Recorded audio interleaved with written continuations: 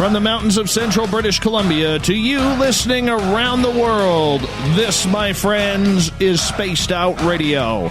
I am your host, Dave Scott, sitting in the captain's chair of SOR headquarters. We welcome you to tonight's show, including Kingdom of Nye Radio and Revolution Radio. If you want to take a listen to our archives, they are free at youtube.com/Spaced Out Radio. Do me the favor, hit that subscribe button. Our website is spacedoutradio.com, where we have a plethora of features for you. Rock out to Bumblefoot, read up on Captain Shirk's SOR Newswire, and so much more.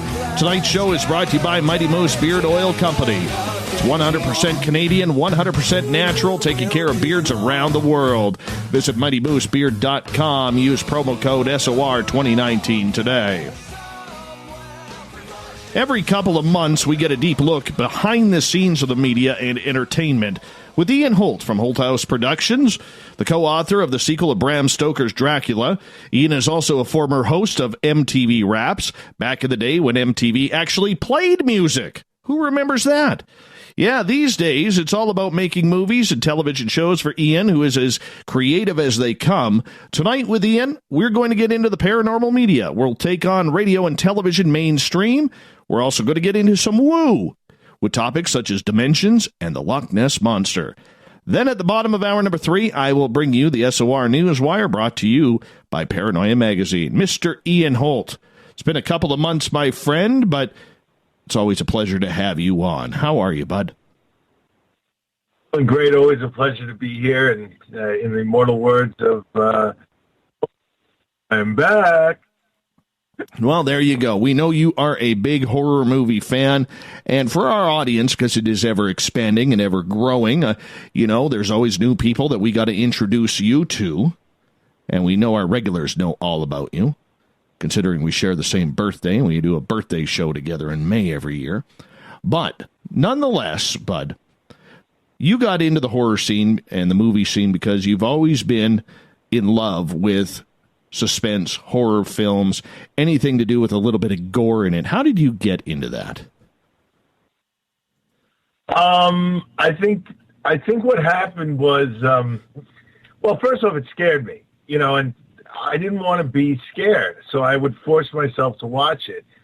And then I think the gory stuff was kind of like cathartic. If there's anybody I hated, I would be like, man, I'd love to tear them apart. But I think the gory thing was really big in the 80s, when it really came in. I mean, we had like the toolbox. Remember there was like, they had the porn movies in the big boxes, and they had the horror movies that were really gory, that were made for home video, VHS, when the big boxes with the gore. We used to watch them, shows like Faces of Death and stuff, and we became hysterical with it. I mean, we totally desensitized ourselves to it. It was fun. It still is. I mean, I think today that they've toned down the gore in these movies, but give me a good old Friday the 13th any day. It's just fun. Ian, are the days of good horror movies over? Let's be honest. I mean, we see a lot of movies now that they just don't seem to captivate the way they used to. You know what I'm saying? And then when you go into the genre of horror, have we figured out every way to kill a person now? Is that why we aren't making very good horror movies these days? I have another theory on it. I think, we were more innocent then. We were between, wars.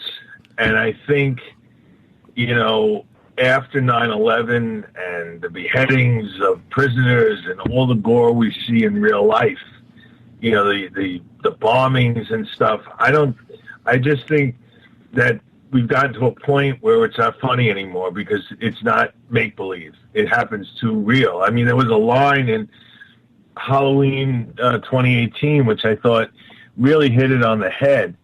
So one of the characters comments, my wife killed 3 people. What's the big deal? Today 50 people are killed in a day, 26 people in El Paso. You know, there's such horror around it's real gore and horror that I think horror today has become more supernatural because the real horrors are really out there. I mean, I think Halloween, you know, and now you got Halloween Kills and Halloween Ends coming in the next 2 years. And I think, you know, it revived the old style. But even why Halloween they can remake, and they're having problems besides the legal problems of who owns the rights to Friday the 13th. Friday the 13th was a more gore-based horror.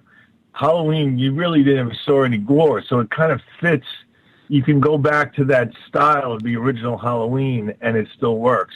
I think the gory stuff has kind of gone by the wayside because of the horrors of the real world that we face every day.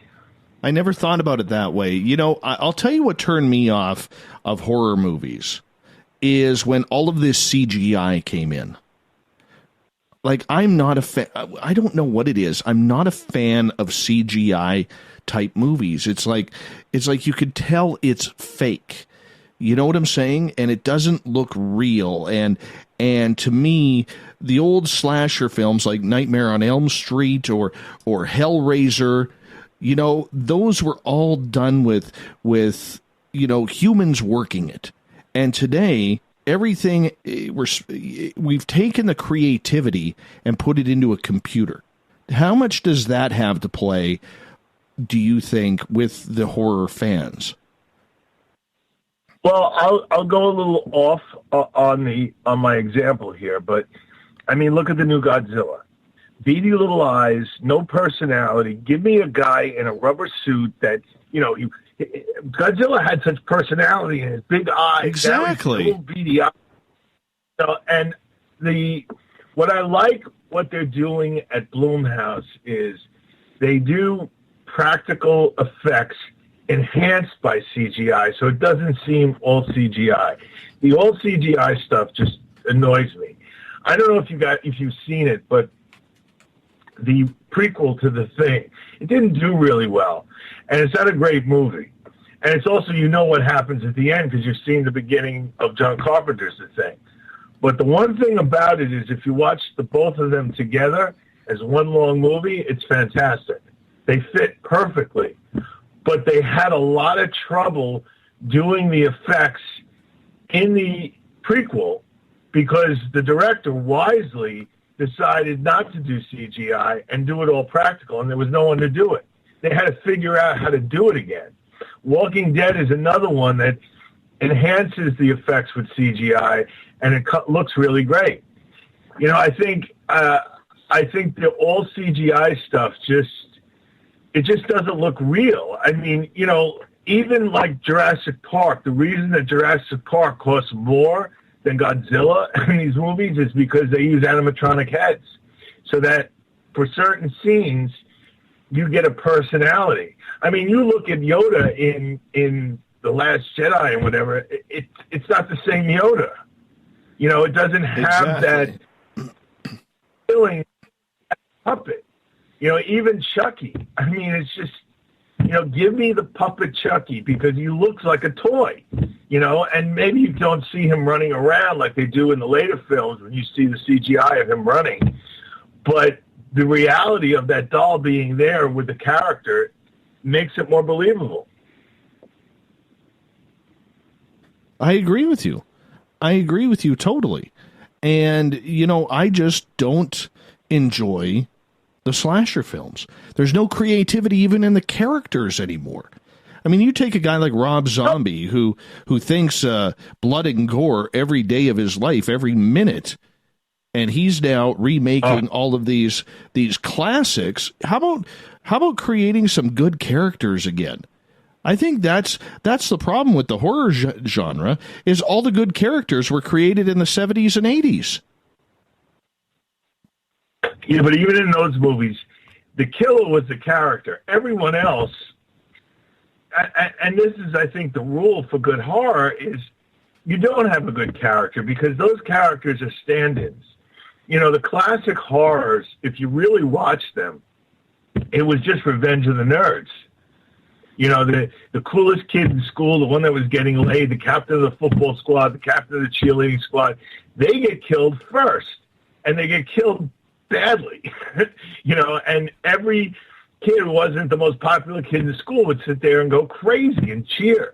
You know, we were cheering for the people we hated in high school being killed, you know. And I think, you know, that was the allure of the 80s horror. It was really Revenge of the Nerds. And I think, that's all right. So the characters are stand-ins. If you look at, except if, you know, films like Silence of the Lambs and stuff, this high-end horror that I like to call it, the regular horror films, the best of them are amusement park thrill rides. They're a roller coaster ride, you know, a theme park roller coaster ride. You know, you have these characters, you set them up, you know, like one of the best was with the one with the blind guy that they attack his house. You know, the girl said, you meet the girls, they rob the houses, and then you meet her family, and her sister is being abused, and she's robbing the houses to get money to run away from an abusive household. That's it. That's all the character you get. You get this one-dimensional character, but it's easier to put yourself in that situation. The more you build a character, you have to really care about them. If you keep it simple with a simple thing that the audience goes, okay, I get this person, why this is happening, why she's doing this, if you get their motivations, you put yourself in that character's position. You know, the simpler it is, the better for your average horror. Then the high-end horrors, you know, like Silence of the Lambs or The Exorcist, they develop the characters that you care about. So it's, you know, horror movies going all the way back to when it was done on stage in the 1800s as Grand Guignol, it was always these simple characters. You know, it was about the scares and the justification for the character being there to create the scares. I mean, you know, and I'm not talking about just jump scares, but I mean, half the fun of the movie is, you know, like in the 80s, we would sit there and go, why are you going down the stairs? There's a dead body down there. Don't go down the stairs. What are you, nuts? I mean, that was part of the fun. So simple characters can work. You know, it's according to what kind of movie you're doing. You know, then there's nothing worse than like Halloween 5, which tries to make, you know, deep characterizations. It just didn't work. I was bored to tears. Get to the killing. I don't really care who our father is or what. You know, I don't care. I want to have fun.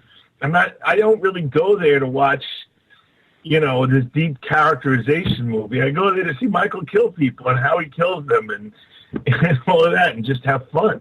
That's why the new Halloween was so great. I mean, it just got to it, you know, and it was this feeling of eternal dread, you know, that you just knew something was going to happen every few minutes, you know, that he was out there.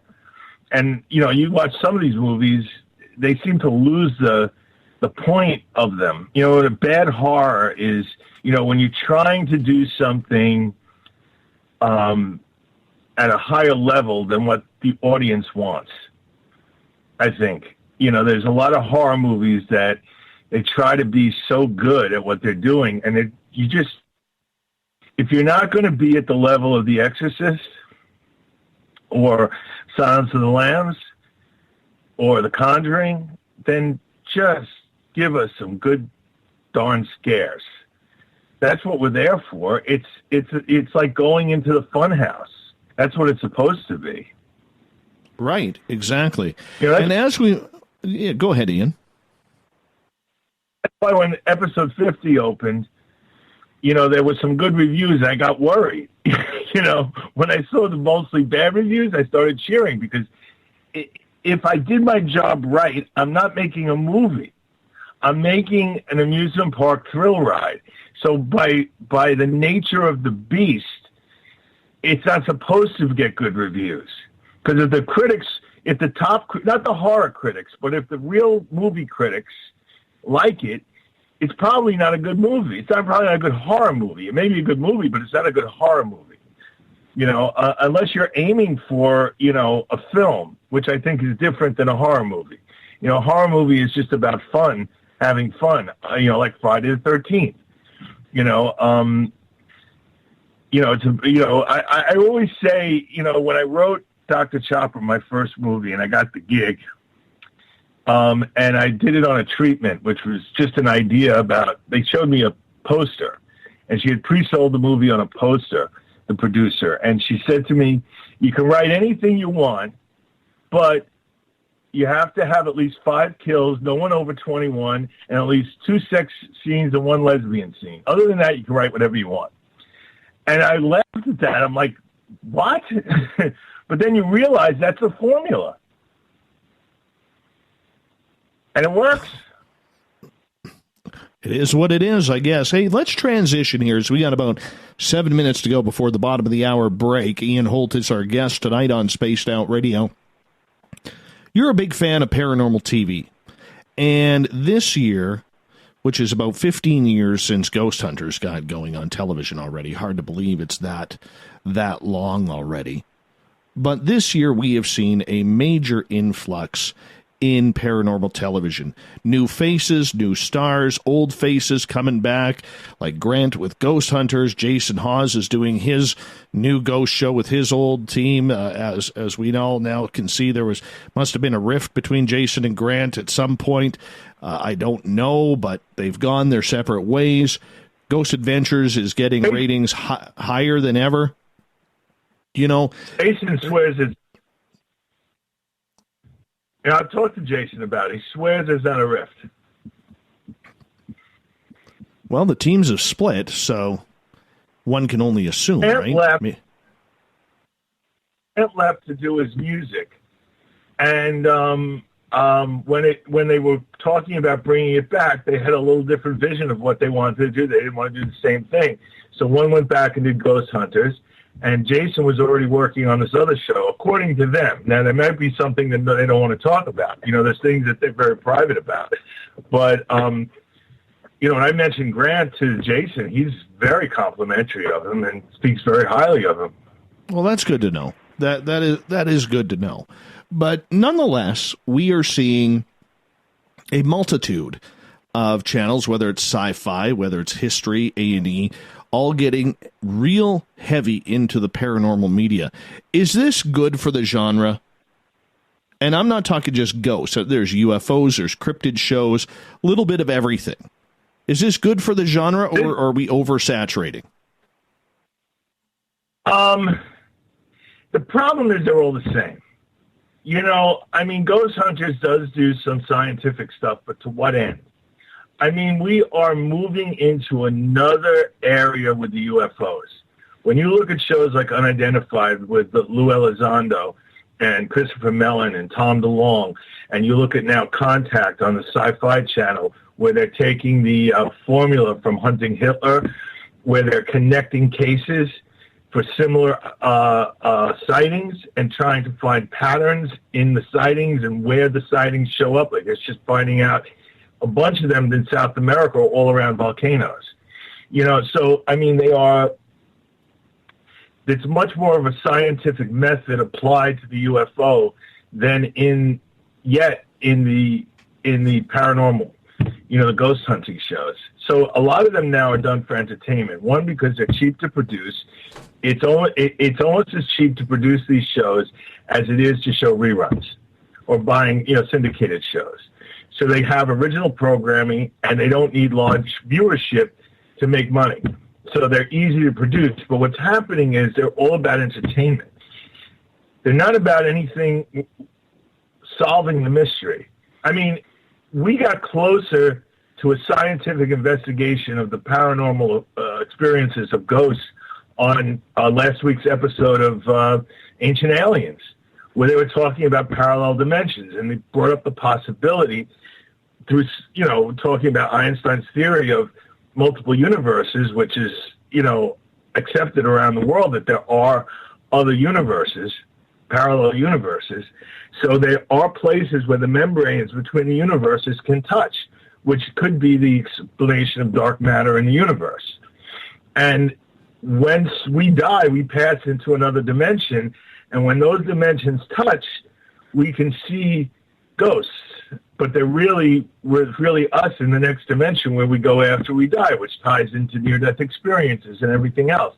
It was a theory based on science, actual science, presented by ancient aliens, which none of these ghost shows touch. And I think the audience is like, great, we all see evidence of ghosts. Go on YouTube, there's a ton of... What the hell does it mean?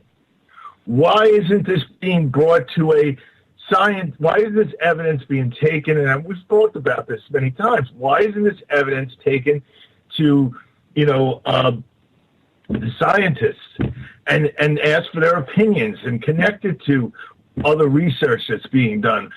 What does it mean? We always go into a house. We always go to the West Virginia State Penitentiary. We go to the Stanley Hotel, and we go to the West Virginia Lunatic Asylum, Trans-Allegheny Lunatic Asylum. We go back and forth to these places. Even Rob Lowe and his kids do it. But what does it mean? We all know there's something going on. We've seen the footage. We've seen the digital voice recordings, voice phenomenon. We've seen the EMT detectors go off. What does it mean? And that's the problem with these shows. They're not doing what they're doing with the UFOs. And I think what's changed is ATIP. Once ATIP came out, all of a sudden, we're having meetings on Capitol Hill, secret meetings. They're not open to the public yet, but they're having meetings on Capitol Hill about UFOs and what it means. So it's reflected in the shows now. No one's doing that with ghost hunting, which is a problem. Well, and that's the thing, is we got about a minute to go here before we go to break. But nonetheless, with paranormal television, the ratings are high. And when ratings are high, every network wants to capitalize on them. And I guess it comes down to it. Are we at that melting pot in television where we are going to hit that oversaturation right before the collapse? Yes, because they're not going anywhere with it. It's the same shows. You have two people that lock themselves in a place. You have someone that investigates Ghost Brothers, which is now, let's bring a little hip hop into it. But basically, it's all the same show. This is like what happened in the 80s with horror films. Every week, there were 5 horror films hitting the theaters. Now you have, 10 horror films every week, hitting home video. The market saturates itself. And then there's a collapse. It happened with Atari 2600. There were 1 million games, ColecoVision and all those different game systems. What was it? Television. Telestar, television, yeah. And it just oversaturated the market, and it collapsed until PlayStation came out. Or Nintendo. There was tons of different. Remember Genesis came back out, and that was interesting for a while. Then they saturated it again. Now it's gotten to Xbox and PlayStation. And the market's pretty much come settled. get spooked at the 4th Give me 1 annual second, Fortune everybody. Paragon We're in break here. I'll call you. Washington. We'll get to you Saturday, right back September on 28th. Spaced Out Radio. UFOs, ghosts, aliens, Bigfoot. Speakers include Mike Morin and Jason Jordan, R. Keith Andrews, and Dave Scott from Spaced Out Radio, and so much more. There will be workshops and a VIP roundtable. Get early bird tickets now at fmparacon.com. Looking for the stories of the strange and weird that you will find hard to find anywhere else? Check out the SOR Newswire on our website. Our writers, led by Captain Shirk, are scouring the world for the oddest and most bizarre stories we can find. Everything from weird crime to suspenseful and paranormal. We're working hard for you to bring you the most intriguing news of your day. Check out the SOR Newswire at spacedoutradio.com today. Looking for a place to advertise at a very reasonable cost? Look no further than Spaced Out Radio. SpacedOutRadio.com has an advertising tab that you can click to check out our daily, weekly, and monthly packages to play on the radio, or our website including social media. From commercial spots to banners, we have it all. Check out our competitive pricing today. Every night on Spaced Out Radio, we have places for you to hang out. Hi, this is Carl. Join our SOR Space Travelers group on Facebook for live chat. On Twitter, using hashtag Spaced Out Radio, you can also join us in our Spreaker chat room. Check us out on Instagram at Dave Scott SOR. All of our archives are free on YouTube at Spaced Out Radio. By the way, I'll be watching you at your window until you do. Bye! We're adding to the entertainment online for Spaced Out Radio. I'm Amber Beckford, and I want to invite you to subscribe to our YouTube channel and check out Cryptid Tales, where I will take you on a journey into some of the strangest legends and lore from around the world, relaying the stories to you of the strange creatures and experiences that people have had throughout time. You can find Cryptid Tales at youtube.com/Spaced Out Radio. And while you're there, don't forget to check out our free archives and leave a comment. See you there. Coming soon to our website, spacedoutradio.com, is the SOR Space Travelers Club. For just $5 a month, you can get into a private area on our site where you can hang with other listeners in our chat room, post in our forum, and check out a bunch of exclusive content and store that won't be found anywhere else, including a nightly after-show party with Dave. It's going to be the best $5 a month you're going to spend. The SOR Space Travelers, only at spacedoutradio.com. Are you having encounters with the paranormal, supernatural, or ufological that you cannot explain? Look no further than the SOR Sightlines Report, brought to you by the Experiencers Support Association. This is Ryan Stacy, head of the Research Association, TESA. Soon on the Spaced Out Radio website, you'll be able to file your reports and have them researched for you. We are independent and ready to help Spaced Out Radio listeners today. Hello, this is your guitar man, Ron Bumblefoot Thal, and I have to tell you, I love the response I get for Little Brother is Watching from Spaced Out Radio fans. It's amazing how music can inspire and make people think deeper about what's going on in the supernatural world. You can head over to my website, bumblefoot.com, to check out my music, my guitar workshops, my touring, even check out some of the hot sauces that I'm working on. And make sure you keep on listening, because with Spaced Out Radio, you know Little Brother is watching. Visit purpleplates.com today. For over 40 years, the Purple Energy Plates have been delivering amazing results for their many customers. Inspired by the great genius Nikola Tesla, the harmony, healing, and energetic effects of the plates have proven over and over to be beneficial and often miraculous to thousands of customers. Check their site for daily specials and choose from their many energy products. You won't be sorry. Visit them today at purpleplates.com. From the heartlands of Canada to beards around the world, we know how to take care of you. Fill your follicles with the Mighty Moose Beard Oil. All our oils and balms are handmade and 100% natural ingredients because we care about your beard. And hey, use the promo code SOR2019 and get your Mighty Moose Beard Oil today. You can check us out on our website, mightymoosebeard.com.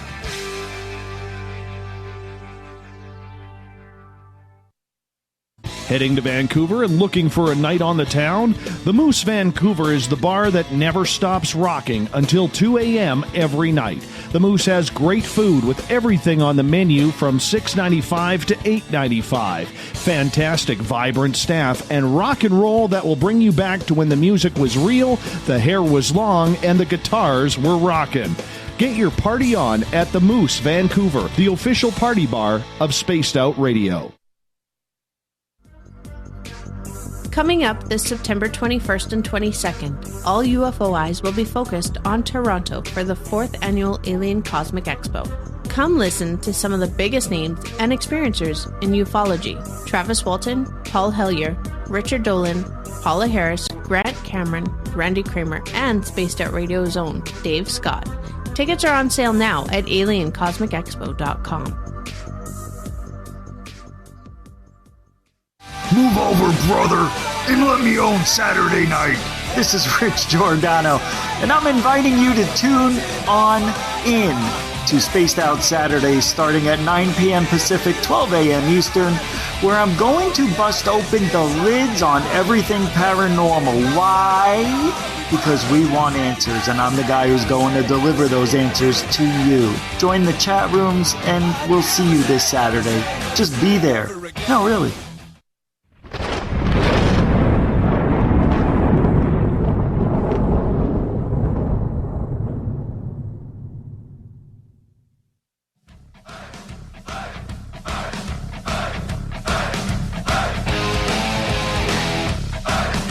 Welcome back to the second half hour of Spaced Out Radio tonight. I am your host, Dave Scott, sitting in the captain's chair of SOR headquarters. Good to have each and every one of you tuning on in. Reminder, if you've missed portions of this show or others, you can always go to our YouTube channel, youtube.com/Spaced Out Radio. Just do me the favor, hit that subscribe button. Our website is spacedoutradio.com, where we have a plethora of features for you. You know what you got to do? You got to rock out to Bumblefoot. Go read up on Captain Shirk's SOR Newswire. That's the way to get things done. We got more coming as well. Ian Holt, award-winning author and movie director, producer. This guy wears many hats, but the one hat we love that he wears is his New York Yankees cap, because I am a Yankee fan too. Ian, welcome back. Thank you. I'm here. You know, right, something really funny? We always have these little things that connect us in weird ways. Like, you know, Bumblefoot does your intro, right? But I went to school and grew up with Mike Portnoy, who plays drums for Bumblefoot's and Portnoy's new band, Sons of Apollo. It's just always funny. There's always these little connections. Oh, yeah. Our birthdays, Yankee fans. Oh, yeah. That's the way it rolls. Yeah. That's why we love having you on here, man. That's why we love having you on here. Hey, Ian, right before the break, we were talking about paranormal television and whether there's an oversaturation going on right now, or is it a matter of the new faces? Because I got to tell you, and I've talked to a lot of people, and you know I talk to a lot of people, and, you know, sometimes I'll ask this question on the air, sometimes, or the majority of times, I will not. All right? But the one thing that keeps popping up, and I scratch my head over this, is the fact that we have all of these new faces, which is good. I do believe it's good that there's a bunch of new faces out there. But it's amazing how few people know who these new faces are. How few people are like, where did this person come from? They've never been on the conference circuits. You've never heard them on radio shows or blog talk type shows. You never hear them anywhere. And here they are getting this television break. And we're all sitting there, you know, how the hell did this happen? Is it a matter of just trying to bring in new blood? Or is it a matter of trying to stay away from the popularity? Well, it could be a couple of things. I mean, speaking from experience, and MTV Raps, Peter Dougherty and Ted Demme started the show.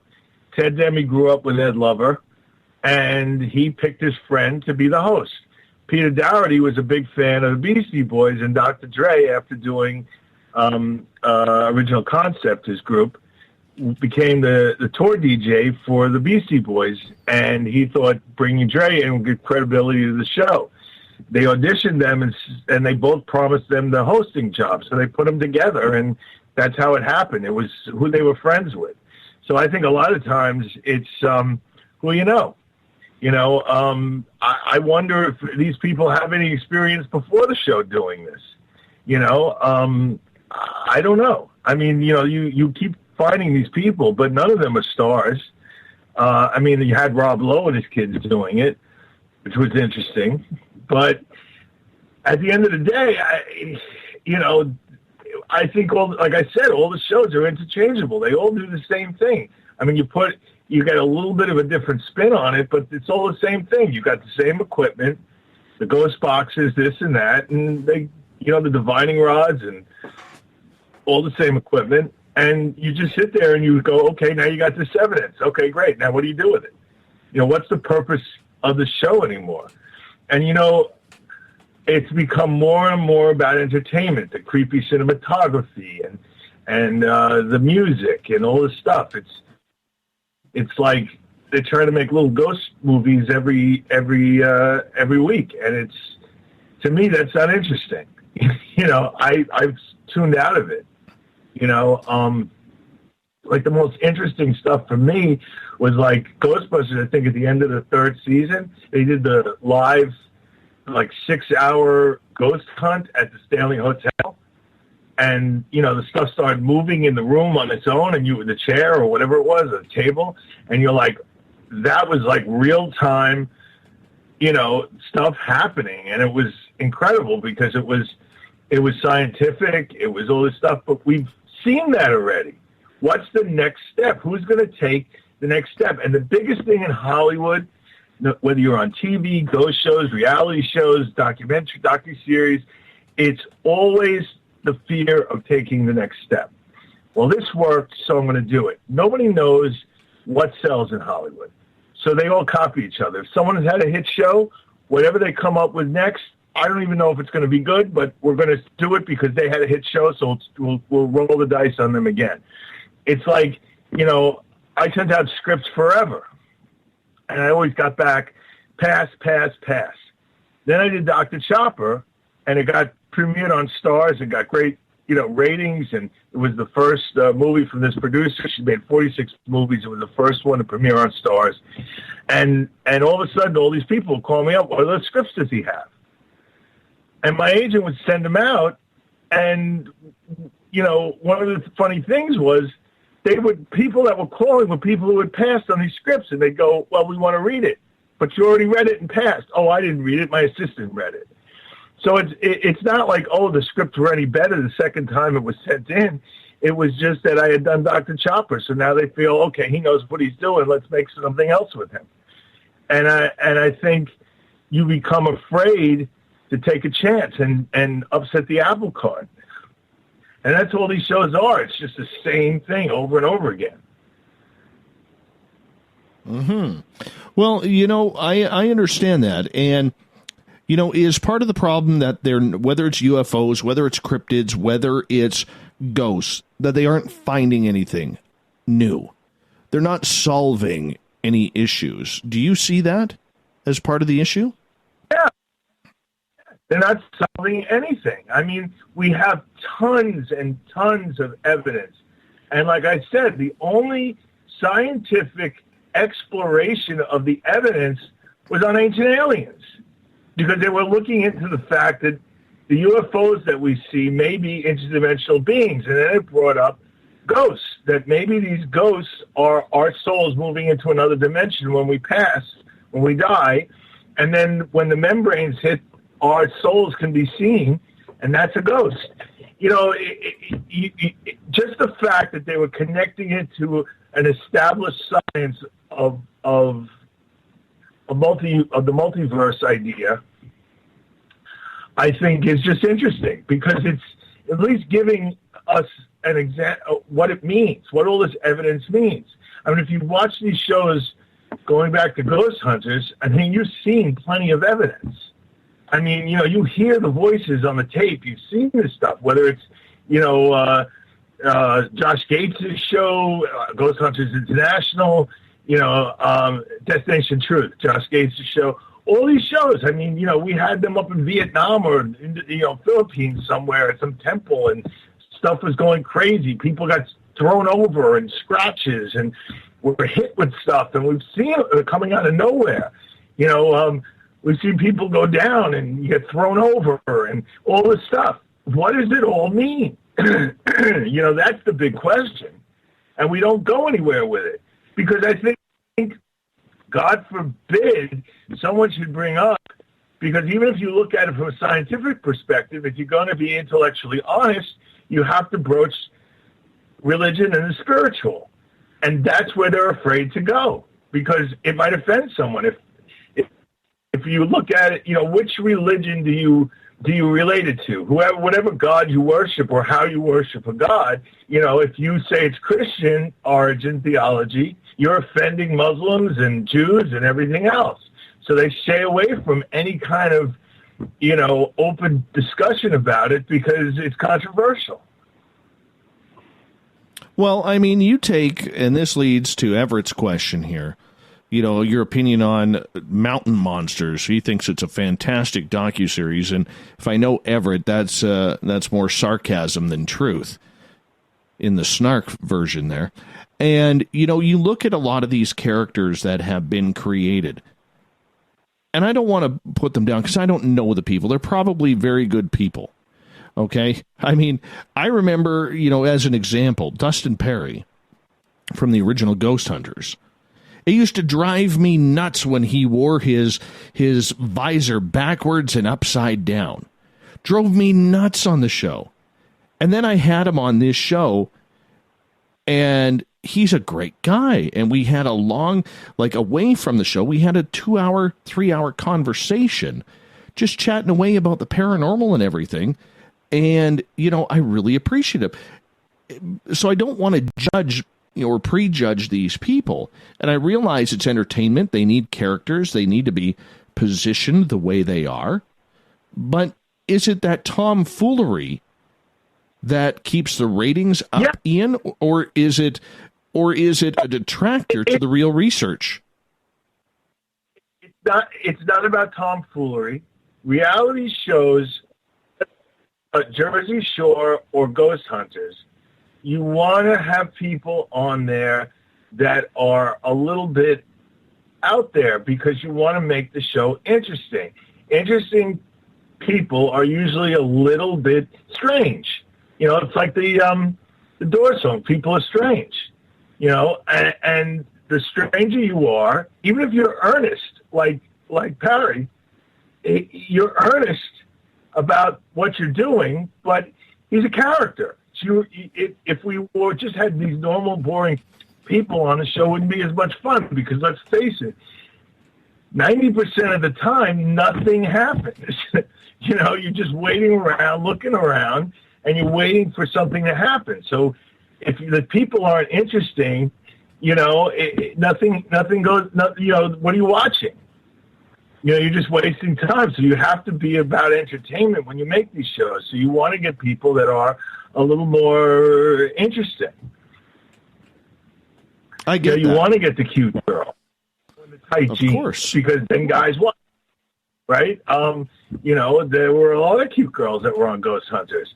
There were, you know, the guys were always a little bit interesting, you know, because they were a little out there. I mean, you know, it's Steve Gonsalves. You know, he's a very interesting character. He, you know, with his tattoos and his, you know, his whole persona is very interesting. That's not to say he, you know, especially with Ghost Hunters, if these guys aren't serious and earnest, you know, I mean, even when the show started, you watch it in the beginning, it started with them on a Roto-Rooter call. Oh, these are Roto-Rooter plumbers. And then they get a call. We got a ghost in the house. Oh, we got to go. Like Batman getting a call on the red phone from Commissioner Gordon, right? Or the bat signal. You know, they push the fact that they're an odd situation no matter how you look at it. They're plumbers and they're ghost hunters, you know, and it was funny because a lot of times the show, you know, there would be these weird noises in the house, and the first thing they do is go check the pipes, you know, for knocking pipes and stuff in the walls or in the basement.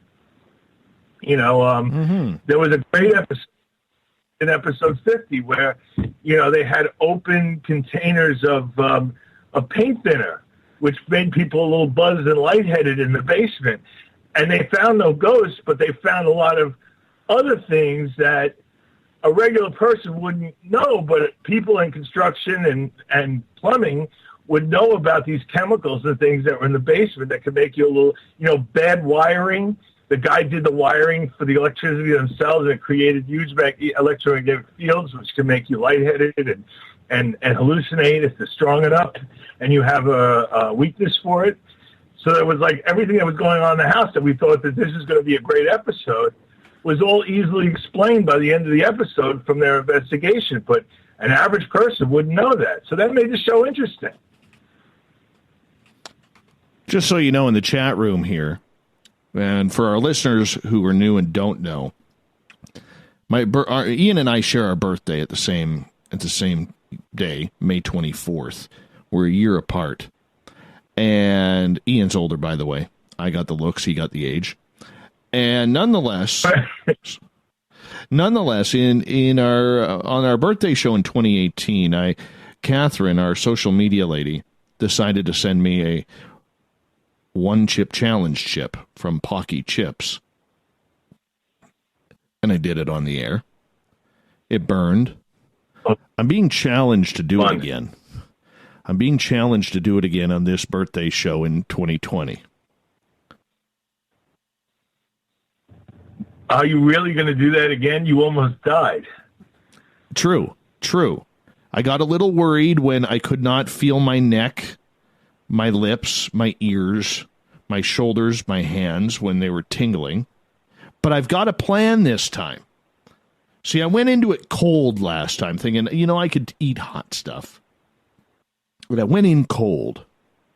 But this time, I've got a plan. Ian, I think because Tripp has, in the chat room here on Spreaker, since he has put up the challenge, I think he needs to send a chip to you and a chip to me on our 20th, on the May 24th, 2020, and we do it together. It might be a lot of dead air if we're the only two on the show. We have to have a third person to be ready to come in for us because we might both die. But I'm game. I'll do it. All right, Tripp, there you go. And other listeners, if you want us to do the Pocky One Chip Challenge, you have to provide the chips, and we'll do it. Why do I feel like Marty McFly in Back to the Future 2? Nobody calls me chicken. We got called out. Yep. Just the way it is. Yep. I drank 1 liter or 4 gallons, or 1 gallon. What's a milk jug? Because 4 liters, I believe 4 liters is 1 gallon. I drank 4 liters of chocolate milk. The thing about it was, you do this show every day during the week, 5 days a week, 3 hours a day. You have never taken, a day off. And for the first time in the history of this show that I know, you actually walked away from the mic. You were just done. That's got to be in the record books. It hurt. I'm not going to lie.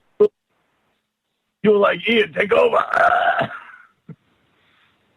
Oh, my goodness. But anyways, we got about 4 minutes to go here till the top of the hour. We go to break on Spaced Out Radio. Ian Holt is our guest tonight. We're going to do that. Tripp, the challenge is now on you. The challenge is now on you, my friend. Get the chips. Oh, boy. We will do them on May 20th or May 24th. We will do it. Ian and I. We need 2. We should have We need 2. We need EMT crews standing by. Of course. I don't think you can do it. I really don't think you can do it. I know I can. I've done it. Well, I'm going to give it my best shot. All right. I like hot food, so we'll do it. We will do it together, and we will we'll simulcast that on Twitter or Periscope or YouTube or something like that, just so that there's video footage.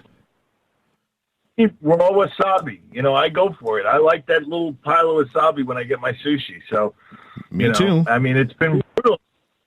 I mixed that right into the soy sauce. Oh yeah. See, I'm Ukrainian, so horseradish and garlic, we pound that raw, man. We pound that raw.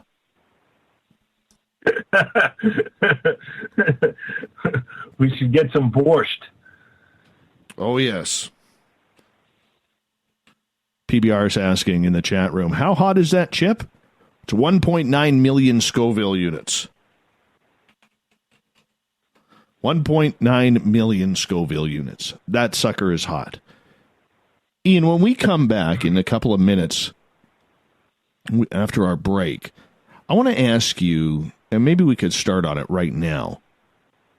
Television for the last 15 years has made the cable companies a ton of money. Paranormal television, that is. And this goes beyond the 6-episode shows that just don't make it after their pilots. This goes beyond the long terms of Ghostbusters, Ghost Hunters, and then Ghost Adventures, which is now Paranormal State, whatever it may be. There's a lot of shows out there. But the one caption that we don't see in the media is a lot of, and I'm going to put my foot in my mouth here a little bit, there isn't a lot of competition in late night or even paranormal radio. On Sirius XM, there is not even a paranormal radio channel, and you'd think with the talent that is out there broadcasting that there would be something. And yet we don't see it outside of the late and great Coast to Coast AM started by the legend Art Bell. We just don't see it. We got about 45 seconds here before we got to go to break. How important is this? Or let me ask it this way. How much is mainstream radio dropping the ball on this moneymaker we call paranormal entertainment? The timing was off, because paranormal shows like Ghost Hunters rose up after the moment where radio started to die. So now today, everyone that's on radio that has a show is a star in some way. They're on MSNBC, or they have a big, sports show, something that makes them a star. And what we haven't had yet is a big star, let's say like Dr. Dre, who would do a paranormal show. You need some big radio star to go, I'm going to do a paranormal show. And, someone that could break that barrier. Like, Sirius wasn't really serious until Howard Stern, right? I mean, it was, that star coming over there made you want to pay the $10 to hear his show, because he had 40 million followers. You get somebody like that, a star, like if Rob Lowe decided to do paranormal radio, it would open up the genre. It's just that radio had died before Ghost Hunters premiered. So I think, there's no one, you need a big star to bring a radio show today. And we just don't have that yet. If you got someone like Schwarzenegger to do a radio show about paranormal, there'd be 1,000 paranormal radio shows. It's I'm afraid to take that first leap, because I don't know if I'm going to keep my job if the thing fails. So no one risks anything anymore. But they also know, and we'll get into this in the next hour, because we're going to go to break here momentarily. But they also know the success that Premier Radio Networks has had for the last 20-plus years with Coast to Coast. So the precedence is set. It's a matter of getting there. Ian Holt is our guest tonight on Spaced Out Radio. We are continuing into hour number 2 of Paranormal Media Talk. Coming up.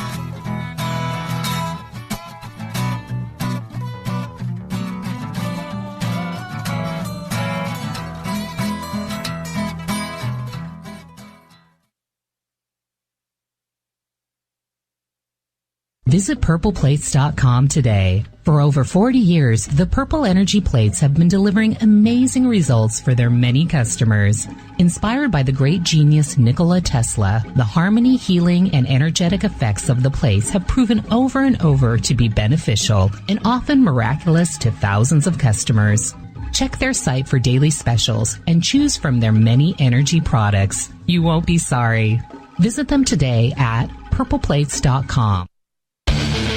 The Call of the Wild is in Vancouver. The Moose Vancouver is one of the hottest bars and restaurants in the city. Open until 2 a.m. nightly, the Moose will rock you like a hurricane all night long. Great food with everything on the menu at $6.95 near the corner of Nelson and Granville. Get your horns up and come rock with us. The Moose Vancouver, the official rocking bar of Spaced Out Radio.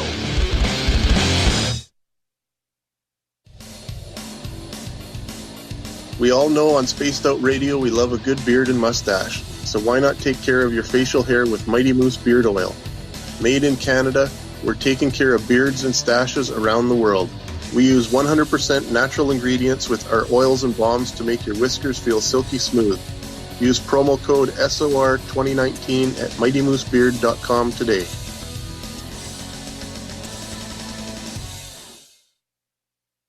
Hi, This is Amber Beckrud, and I want to invite you to subscribe to our YouTube channel where we store all of the SOR show archives for free. And as an added bonus, every 2 weeks I'm posting brand new content on Cryptid Tales, where I will get into some of the spookier legends and folklore from around the world and tell the stories that go with them. Find us at youtube.com/spacedoutradio and check out Cryptid Tales today. Drop a comment and let me know what you want to hear. See you there.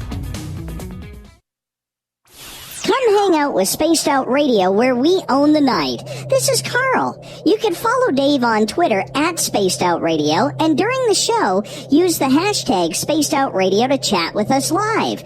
On Instagram, at Dave Scott SOR. On Facebook, give our page a like, Spaced Out Radio Show. SOR archives are free on YouTube at Spaced Out Radio. Come join us, or I will come join you. See you at your window. Are you having encounters with the paranormal, supernatural, or ufological that you cannot explain? Look no further than the SOR Sightlines Report, brought to you by the Experiencers Support Association. This is Ryan Stacy, head of the Research Association, TESA. Soon on the Spaced Out Radio website, you'll be able to file your reports and have them researched for you. We are independent and ready to help Spaced Out Radio listeners today.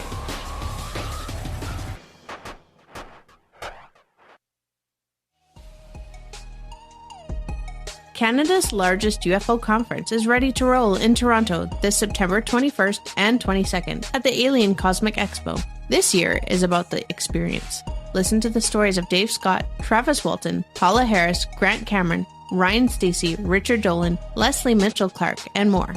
Get your tickets now at aliencosmicexpo.com.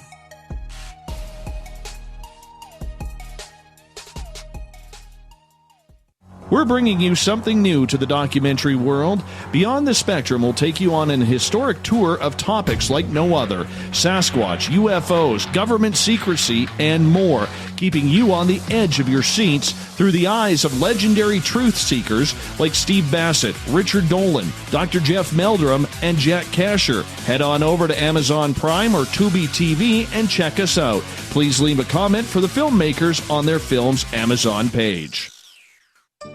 Find your escape where time has no limits. It's about living today and cherishing the heritage of yesterday. A spirit of adventure for what is new with the nostalgia of the past. Your timepiece is a reflection of who you are. Life surrounded by beauty from the world around us to the soul within. EscapeWatches.com.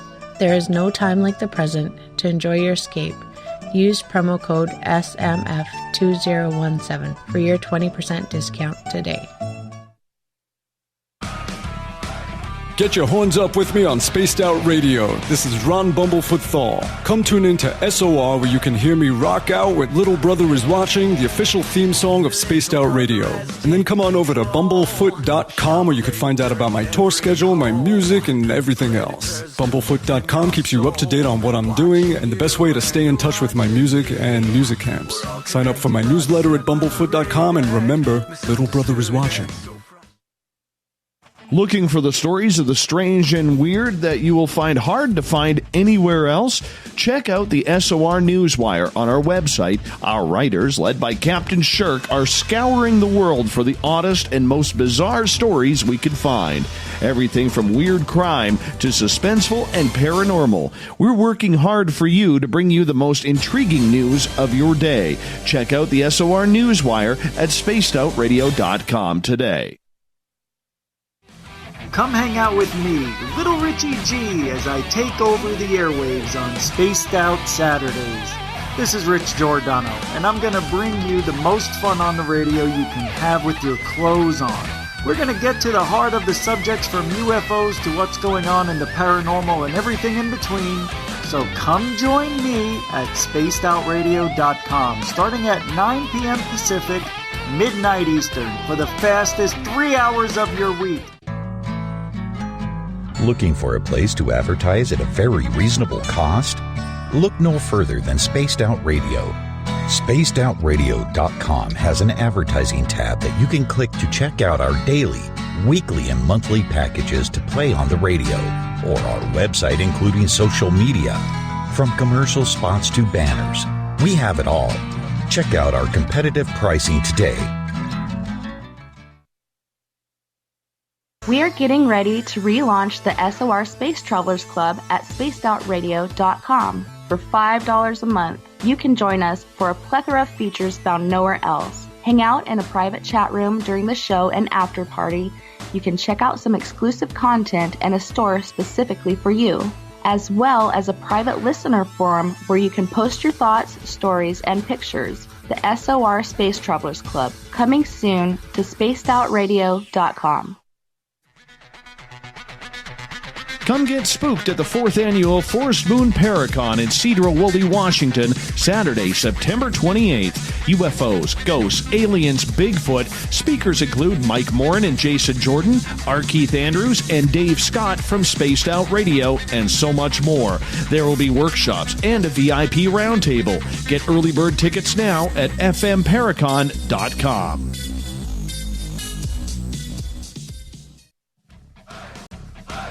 You're listening to Spaced Out Radio with Dave Scott. Follow Dave on Twitter at Spaced Out Radio and on Facebook, Spaced Out Radio Show. Welcome back to hour number 2 of Spaced Out Radio. Tonight, I am your host, Dave Scott. Thank you so much for being with us. Hi to everyone listening in on WQEE 99.1 FM in Noonan, Georgia, KZFX 93.7 FM in Ridgecrest, California, KDNF AM 1560 in Dangerfield, Texas. We're on in Reedsport, Oregon, KDUN AM 1030, and UPRN 107.7 FM in New Orleans. On the digital side, hi to everyone listening in on Kingdom of Nye Radio and Revolution Radio. Don't forget, you can check out all of our archives for free at youtube.com/Spaced Out Radio. Just do me the favor, hit that subscribe button. The Desert Clam has set the password for tonight in the SOR Space Travelers Club. Undecennial. Undecennial is your password. Use it wisely, space travelers, as the Clam sets a password each and every night right here on Spaced Out Radio. Our website is spacedoutradio.com, where we have a plethora of features for you. Rock out to Bumblefoot, read up on Captain Shirk's SOR Newswire. There's a lot on there now, more coming as soon as we could get it done. And we appreciate you taking the time to give us a hit on the site as well. Award-winning author and movie director Ian Holt is with us tonight on Spaced Out Radio. And right before the break, we were talking about radio. Paranormal radio, that is. And we're going to get into this a little bit here because we have seen millions upon millions of advertising dollars made on paranormal television. Yet outside of the great Coast to Coast AM, there really hasn't been many challengers, Ian, as we welcome you back. There hasn't been many challengers or competition that have tried, as, for instance, we are trying to build right now, to try and get into that market. Now, Coast to Coast is on over 600 stations worldwide. That's a big, big audience that they have over there, and kudos to them for the great job that they do on a nightly basis. However, Ian, there's a lot of stations that maybe cannot afford it, or maybe Coast to Coast is already on in a different station in their genre, and they're not even looking at a lot of the talent that is out there. Is that the fault of the shows not getting out there? Well, I mean, there's a stigma attached to it too. I mean, that they don't want to accept this stuff as real science. And I think part of that is the fault of the TV shows, because the TV show format cannot work on radio. You can't send a team of ghost hunters into a house to hunt ghosts without video. So to do it by radio is difficult. So basically you're going to have a talk show of people talking about doing stuff and discoveries and all this stuff, and they don't think there's enough content. When we did the vampire series that aired in Asia, we did a 13-part docuseries on vampires, and they wouldn't sell it here as a full reality series because they said after they drink blood, what do they do next? While it was a wild hit in Asia, I mean, in America they're like no, because they can't figure out how to put the show together. there have people that live like real vampires, and they do drink blood, but there's also the hunt for victims and going on, fetish websites to find their donors, they call them. I call them victims, whatever, for dramatic effect, but they call donors, and they find these kids that want to be vampires. They've seen all the Twilight movies and want to be vampires, and I think it's the same thing with paranormal radio. It's just the fact is this format that you do, I mean, it's a little different because you're an experiencer.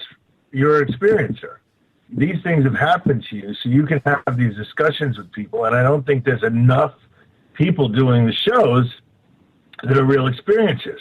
Now, if you took, and another problem is the radio stations are owned separately from the TV stations. The TV stations are usually owned by big companies, but at one time they all owned radio stations. There's not enough money in radio for them to be owned, so it's an insular market. So no one's broken through yet. And one thing you hear all the time is, who's going to take on Coast to Coast? Who's going to take it on? I mean, it would take a guy like, Giorgio Spookles to do a show. A radio show. But he's too busy putting out his magazine and doing Ancient Aliens. You need somebody that has that kind of credibility like him, where it has a following. They're going to look at your Twitter feed and see how many followers you have. Travis Scott, the rapper, has 18 million followers. He wants to do anything, they'll be happy to do it because it sends one tweet, you have 18 million people watching it. Potential, watchers on Netflix, like his documentary that they just did. Who has that kind of pull, like Howard Stern did? Who has that kind of pull in this world? They're like, what is the audience? What is the show?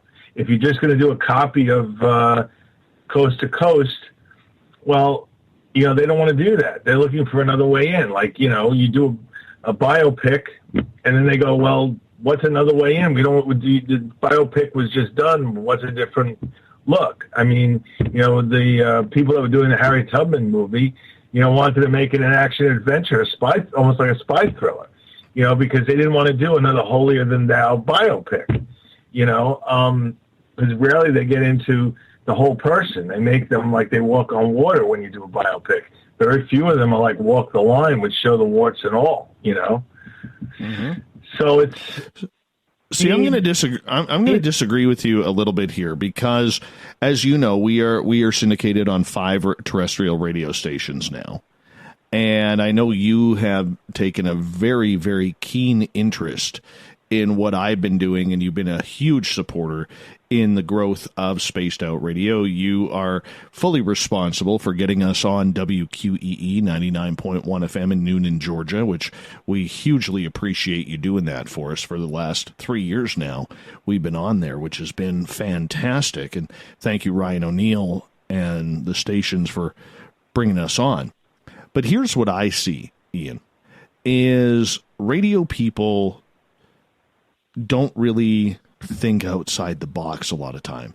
They know what works. So, for instance, on talk radio in the United States, for some reason, conservative talk radio rules. Whether it's Rush Limbaugh, right, Sean Hannity, they know that if they create the next character, whether it's Tommy Lahren or whomever, that they are going to get some sort of rating with that because the conservative people still listen to a lot of radio, whereas the Democratic people tend to flock more towards the internet, and that's just the statistics. Or television, all right. And here's the big thing, though. They know it's a moneymaker because they're looking at who has the money. They are looking at who has the money to spend. They're playing one-dimensional chess because they're playing three-dimensional chess. They are looking at a conservative audience, which is their base audience on most of these radio stations. You have an audience of proud knuckleheads, and I mean that in the best sense of the word. They listen to Howard Stern. Then you have the right-wing talk radio, which you have the Howard Stern's audience is a bunch of young white males and older white males, which are the audience for talk radio and an audience that also enjoys sports talk. Mm-hmm. Those same people listen to conspiracy theories on InfoWars that have a political bent. They're not going, that's not the same audience. These are the same people that look down on or make fun of paranormal people that believe in the paranormal. You know, even though a lot of them may be evangelical, they still don't see this as a legitimate, something that they want to listen to. So it's not, you're not just fighting the star issue that I brought up before. You're also fighting the taste of the present existing audience on radio. So unless you have a station devoted to this, see, it's like, you know, you have an audience that if the paranormal audience, first off, paranormal to exist and to be talked about is usually some relation to science or evidence. Right-wing radio is more of a theological-based audience that disregards science. They disregard, evolution. They disregard, climate change. They disregard science. They believe in, like God will decide when the world ends. That's their belief system. So, to establish, unless you can move a paranormal show, like I said, into a more theological argument for the existence of God and somehow interest a right-wing talk radio audience, which makes up the bulk of the audience, how are you ever going to get a show that works? Coast to coast, they always look as an outlier. It's its own thing because it's been on so long. Absolutely. You mentioned that it's just a one-off thing. They don't see how putting on paranormal radio is going to make the audience that they have interested. What they want to do as the owner of a station is to keep that audience listening all day long. So they're going to put on shows that audience listens to. And they know if they put on, like you said, another right-wing talk show, after the sports show, those people are going to listen. I understand that, but if you take Sirius XM for instance, let's take Sirius XM for a moment here. All right, they have channels. They have literally 60, 70 channels dedicated to sports. They've got about 10 channels dedicated to religion. They have probably 30 channels dedicated to news. 100 channels dedicated to music of all genres. They have a lot of different views. I mean, they have kids programming. They have LGBTQ programming. They have absolutely everything for everybody. However, there's no paranormal channel. And considering the amount of podcasters, YouTubers, broadcasters, because I don't consider ourselves a podcaster here. I consider ourselves a real radio show. Some may disagree, but to each their own, right? You would think with the popularity that this genre has, although eclectic, that setting up a paranormal 24-hour radio show for Sirius XM, considering the popularity of television once again, and the money that television is making off of these programs, that this would be a no-brainer for those. Is it just the mentality of radio and the executives because of the way they have played down people in this genre with the reputation that goes I'm going to call it an unfair reputation, and go ahead. Star. You need a star. That's what's going to take it to create a station. You're going to need someone like Tom DeLonge, who has all these followers to change the game. His show, Unidentified, opened up a whole new genre within the genre. I mean, this is an investigation show. This is one show connecting to the next. It's not an anthology where each is a standalone show investigating one thing. This is a show that day by day they are finding out, like they've figured out that the footage that was released from ATIP of the UFOs happened on the Nimitz. They found out where it happened during the investigation of the show. They found other pilots that were flying that day that saw them and came forward. It's an ongoing scientific investigation, and it's Tom DeLonge and the publicity that Lou Elizondo had. Plus, you have Christopher Mellon of Carnegie Mellon, one of the oldest, richest families in the world, who was top Department of Defense person at the Department of Defense, who's now come forward onto this bandwagon because he says this is a threat, that we need to examine. And you have top people at NASA involved, only because of Tom DeLonge getting to Lou Elizondo and Lou getting to Mellon. But Tom DeLonge from Blink-182 put his money and his popularity behind it. Now, it's going to take someone like that in the paranormal field to come forward and really make something happen. When a star does it, you'll get the station. And then there'll be 1 million copiers where they won't need stars anymore. I think what you're running up against is the stigma, is the disconnection from the existing audience, and you don't have a star. That's because they haven't paid attention to see who the stars are in this field. I mean, we would have seen that when the TTSA came out. Not to turn this into a To the Stars Academy conversation, but we would have seen that if the media did their job properly when TTSA came out and would have went after people like Linda Moulton Howe or Richard Dolan or Grant Cameron or, at the time he was alive, Stanton Friedman and others to give the counterpoint. But they didn't do that. Look, none of them have ATIP that justifies it. The UFO was always a fringe thing, too, until ATIP. Oh, we really are investigating. There really is something in the sky. The government's looking at it. Oh, I mean, we've had Area 51, Hangar 18. We've had Roswell forever.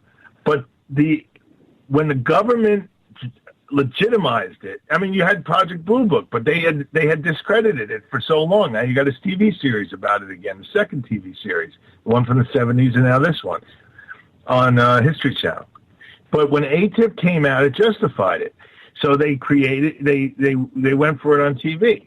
If there's some kind of major publication they do lots of publications about near-death experiences, but that's considered more of a legitimate science. If you can tie that to, that's why these shows are not advancing the field in any way. Again, it's the fault of the TV shows. There are the success there, but they're not advancing the investigation. So again, it's all about entertainment and not about finding out what's going on. And that's the difference between Contact and Unidentified. Those two shows are about an investigation. And one show connects to the next, and they're building a dossier and bringing on scientists and top people in the intelligence field and in the defense field and in NASA. Because when one shows up, all of a sudden you're not afraid. Just like on this show, people aren't afraid to talk to you about stuff. Even Keith Shockley, right, from Public Enemy, and Dre opened up because you're an experiencer. It's a safe space to go and talk. That safe space was created for all these people who, don't want to be labeled as kooks in the scientific world by the release of the ATIP files. So, I mean, we're going to need that in the paranormal field, and no one's doing it. There's no top scientist at NASA. In our field, in Ancient Aliens, I forget his name, but he was like the wonder kid of archaeology until he came out and said, what's his name, Rogue or something, that the pyramids are 10,000 years old and there's water erosion around the Sphinx. And water wasn't there since 10,000 years ago, and they destroyed them. Now he survives by doing these ancient alien shows and all of that. I mean, his academic career is pretty much ruined. Well, that can happen. As we got about 3 minutes here before we got to go to break at the bottom of the hour. We're going to change topics when we get back. But in the end, is radio losing out as they continue with cookie-cutter programming? Radio is losing out because they don't know how to build the audience.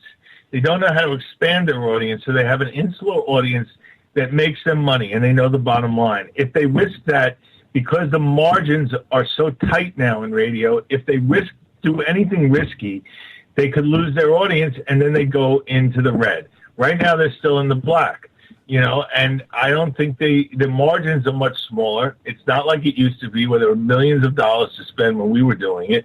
It's not there anymore. The advertising dollars aren't there, they are the pay per radio, like Sirius. I mean, they consolidated. There used to be two. Now there's one. And, it's about money. It's a bottom line, it's like, actuarium and insurance. What is your risk factors if you do this? So they're going to want a sure thing when they come to it. And it's going to be, a Schwarzenegger or Stallone, somebody who has a real interest in this, comes out and says, I'm looking at it. Even look what went on with Harvey Weinstein. How many women did he abuse? But until, a couple of them came forward, then everyone came out of the woodwork. It was the same thing with Cosby or this Jeffrey Epstein. It takes something to break the dam, and then the floodgates open, and that's what it's going to take here. Very interesting indeed, my friend. It's interesting times because I think that it is definitely one, as you and I have talked about off the air and on the air. There's so much talent out there in the paranormal genre that deserve the opportunity because they are doing good work. They're doing honest work, and I'm not just saying, to pat our own backs here or anything like that, but I'm saying I know a lot of great hosts and they are deserved. The public is deserved to hear what they have to say in an entertaining fashion. It's just too bad that radio people seem to be very much closed-minded comparatively to their television brothers and sisters who are making a ton of money off of this. And in the end, Ian, as we got about 25 seconds, it is about the money. Yes, it's all about the money. And you have a cottage industry of debunkers and naysayers who offer legitimate alternate explanations that if you listen to them, they sound reasonable. You listen to us, we sound reasonable. So who do you believe? So it's not as cut and dry as, yes, we have a UFO on a military airplane capturing it. Okay, that makes it legitimate. It's hard to knock that down. Something was... That's it, Ian. We will come back at the other side of the break here on Spaced Out Radio. We're going to get into dimensions with Ian Holt coming up on Spaced Out Radio.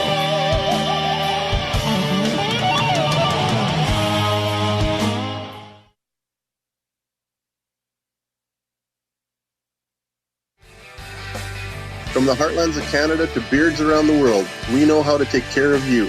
Fill your follicles with the Mighty Moose Beard Oil. All our oils and balms are handmade and 100% natural ingredients because we care about your beard. And hey, use the promo code SOR2019 and get your Mighty Moose Beard Oil today. You can check us out on our website, mightymoosebeard.com.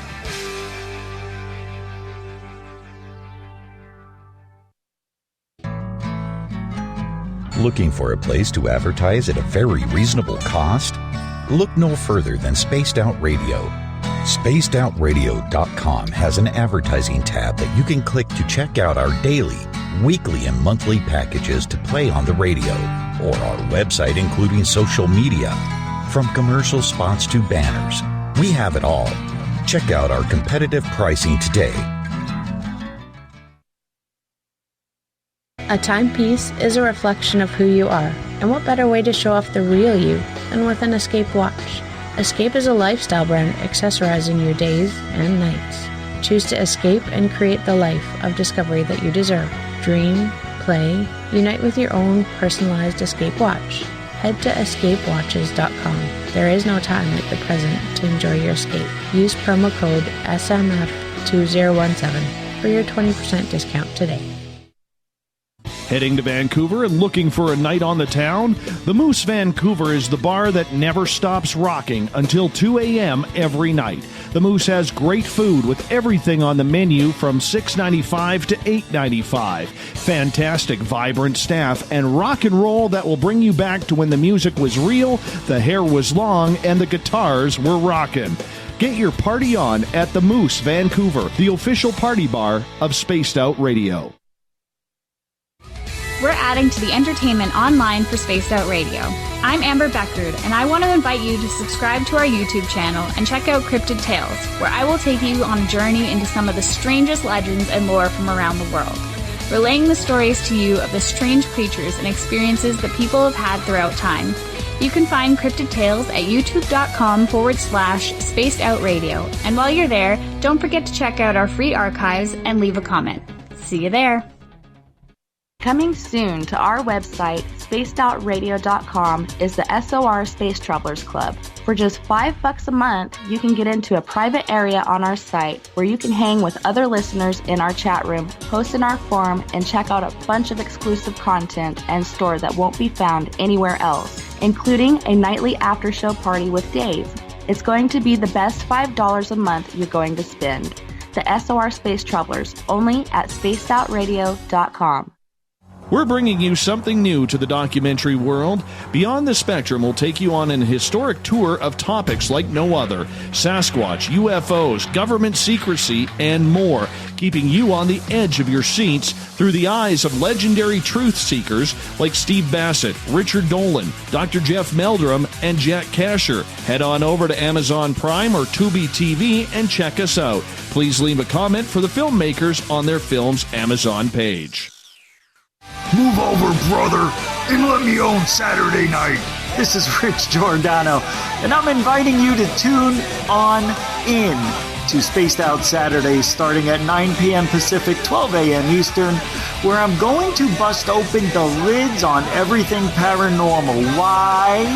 Because we want answers, and I'm the guy who's going to deliver those answers to you. Join the chat rooms, and we'll see you this Saturday. Just be there. No, really.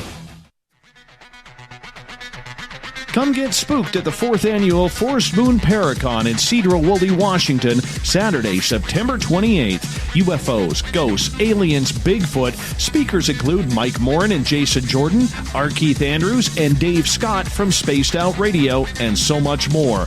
There will be workshops and a VIP roundtable. Get early bird tickets now at fmparacon.com. Every night on Spaced Out Radio, we have places for you to hang out. Hi, this is Carl. Join our SOR Space Travelers group on Facebook for live chat. On Twitter, using hashtag Spaced Out Radio. You can also join us in our Spreaker chat room. Check us out on Instagram at Dave Scott SOR. All of our archives are free on YouTube at Spaced Out Radio. By the way, I'll be watching you at your window until you do. Bye! Coming up this September 21st and 22nd, all UFO eyes will be focused on Toronto for the 4th Annual Alien Cosmic Expo. Come listen to some of the biggest names and experiencers in ufology. Travis Walton, Paul Hellyer, Richard Dolan, Paula Harris, Grant Cameron, Randy Kramer, and Spaced Out Radio's own Dave Scott. Tickets are on sale now at aliencosmicexpo.com. Looking for the stories of the strange and weird that you will find hard to find anywhere else? Check out the SOR Newswire on our website. Our writers, led by Captain Shirk, are scouring the world for the oddest and most bizarre stories we can find. Everything from weird crime to suspenseful and paranormal. We're working hard for you to bring you the most intriguing news of your day. Check out the SOR Newswire at spacedoutradio.com today. Hello, this is your guitar man, Ron Bumblefoot THAL, and I have to tell you, I love the response I get for Little Brother is Watching from Spaced Out Radio fans. It's amazing how music can inspire and make people think deeper about what's going on in the supernatural world. You can head over to my website, bumblefoot.com, to check out my music, my guitar workshops, my touring, even check out some of the hot sauces that I'm working on. And make sure you keep on listening, because with Spaced Out Radio, you know Little Brother is watching.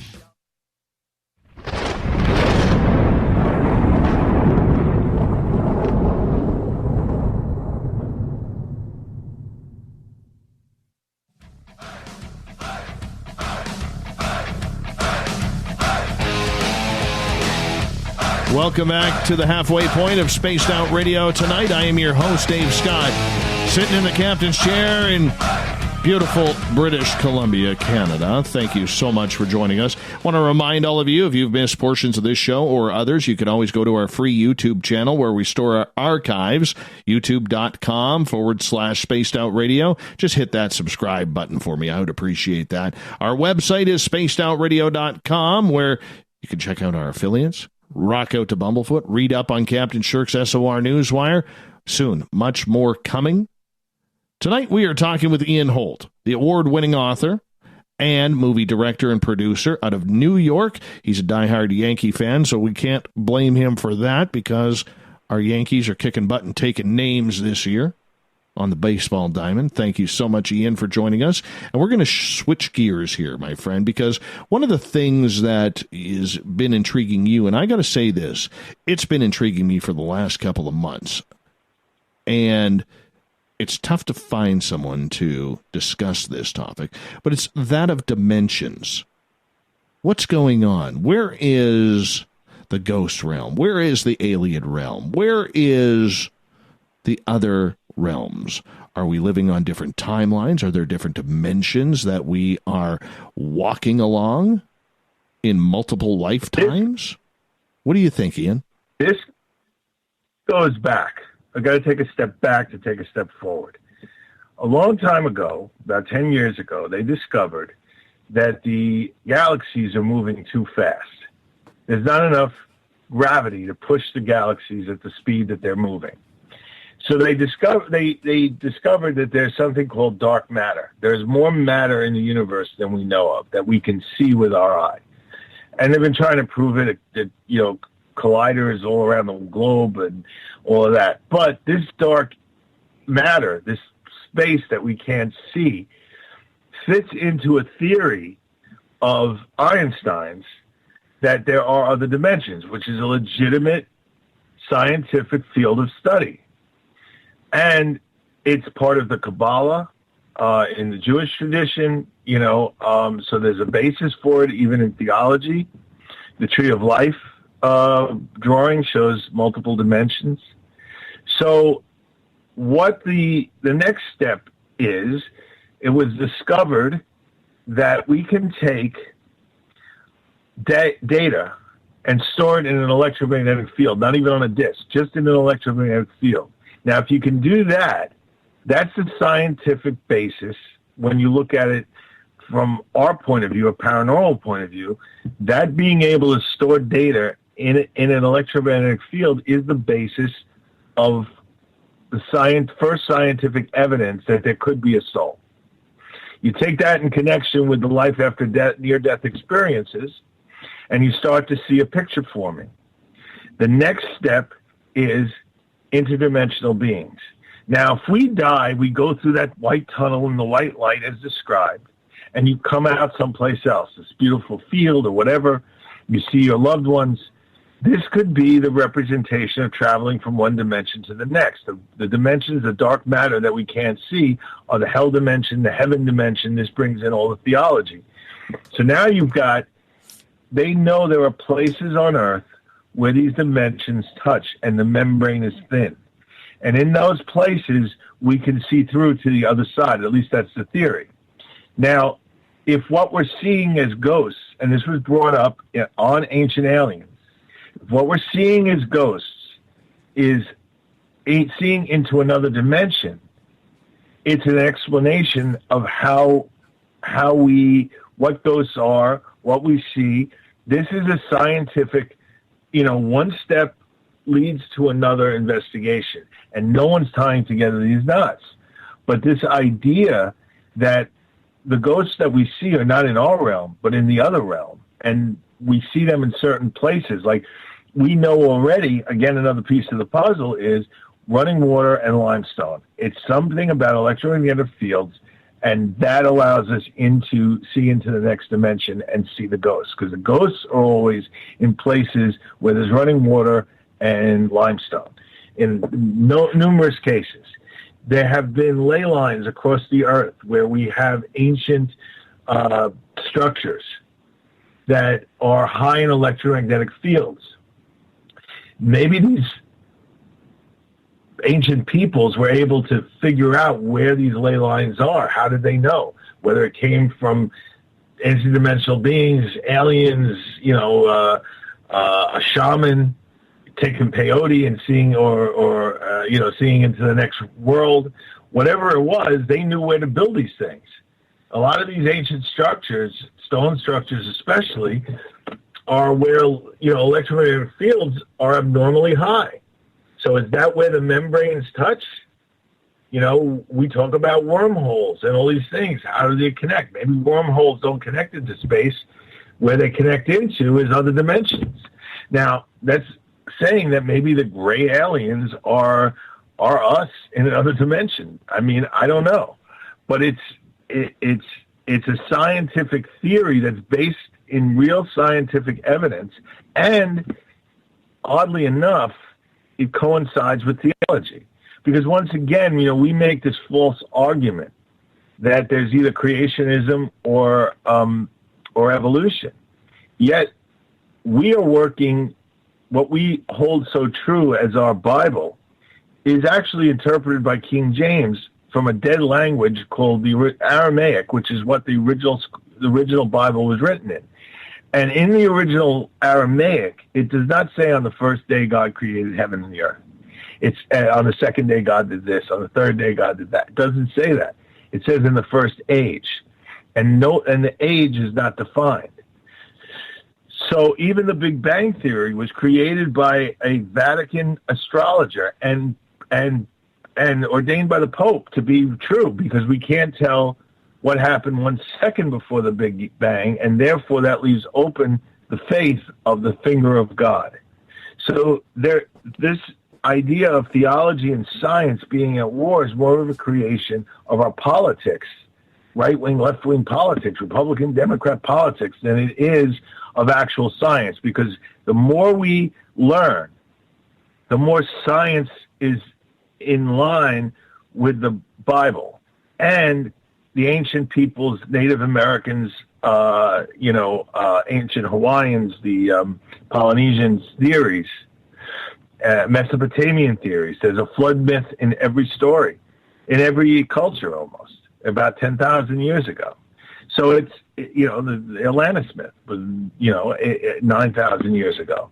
So it's in that time frame where we have evidence of it in the geological record. So science, look, we didn't know that Sodom and Gomorrah existed. We found Sodom and Gomorrah. We didn't believe Troy existed. We found Troy. Again and again and again, the ancient texts are based in fact that we keep finding this out.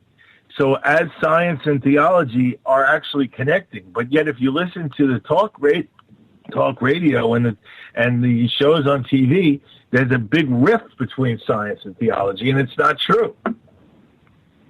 So someone has to be able to take these things that we see on the ghost shows, the lights in the sky, and tie them to a scientific theory. It doesn't have to be right. If it's proven wrong or if the theory changes, that's fine. But we've got to come to a theory of what this is. There could be a number of theories, but it has to be tied to science for it to be legitimized. And the more we learn, the more the science matches the theology.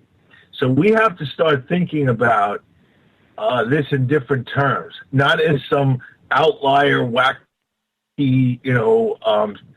proto-science, paranormal investigation. It's actually a real science. But again, there's a stigma. There's a stigma to you. There's a stigma to me. We're all crazy. Even my girlfriend says to me, you see ghosts. My mom the other night saw a ghost. She's seeing this woman in my house that sings. She wakes up in the middle of the night and says she's standing in the corner of the room. My mom has always seen these things. I've seen them. My girlfriend doesn't believe them, but she's closed off to them. So it's interesting how we, the stigma of it for a lot of reasons. There are a lot of reasons. Sometimes they think we're kooky. Sometimes they think it conflicts with their faith, and the more we learn, the more science and theology are not two separate animals. The truth is they're actually coming together.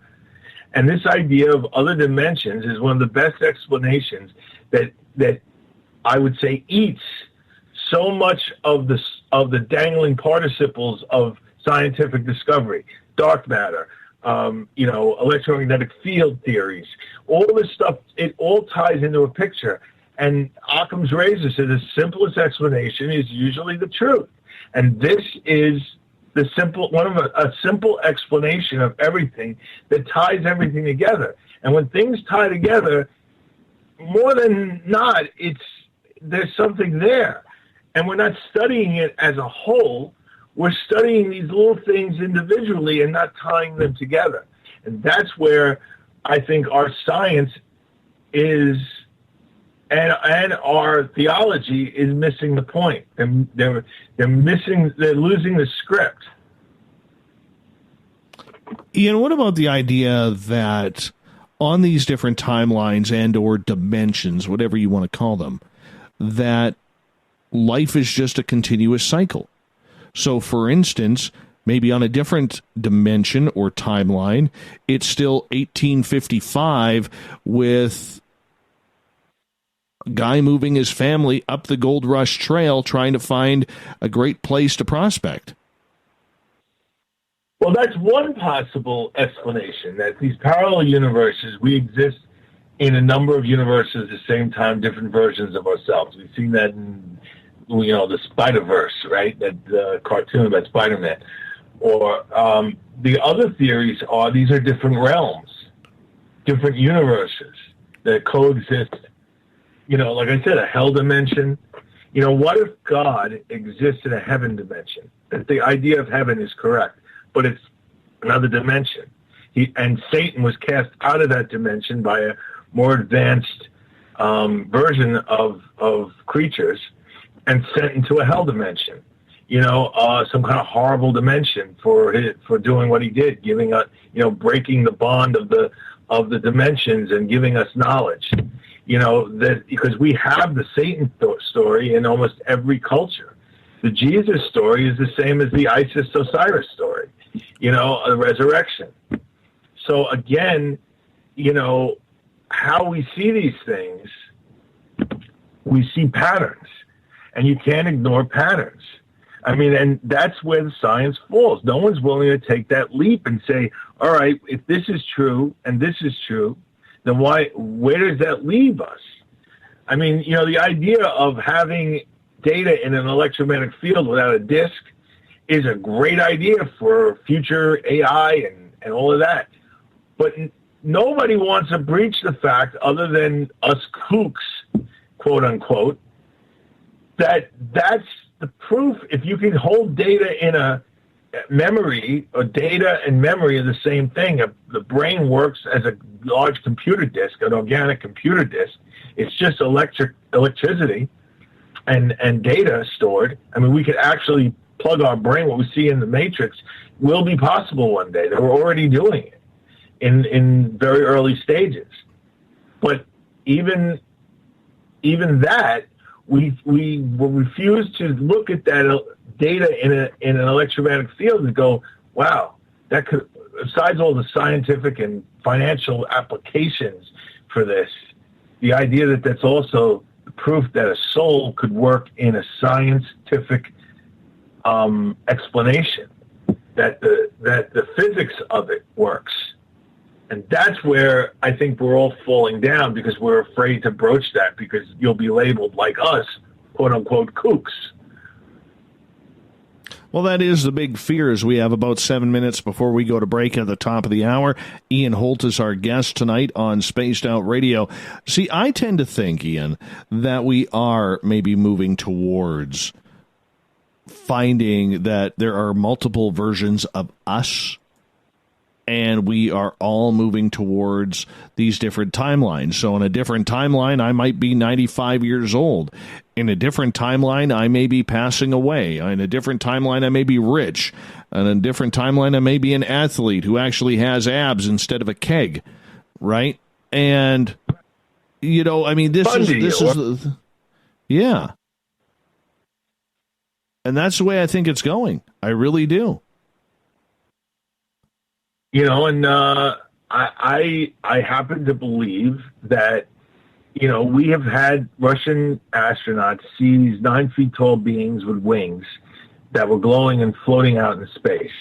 Now, if they're not alien, and science right now is not at a point where we can actually conceive real space travel over long distances and light speed, well then, and either you have wormholes or you have interdimensional beings, which is a much easier explanation. If there's a different society in these black matter areas that are vast, and we can't see through the membrane, and they are more advanced than us, they can travel between realms. Maybe they don't. Their bodies are different. Maybe their energy. And, you know, alien abductions are them trying to study what we are because they don't have corporeal bodies. We don't know. But these at least these are scientific questions that exist within the realm of science. That's why I detest the term supernatural. I even put that in episode 50, my movie.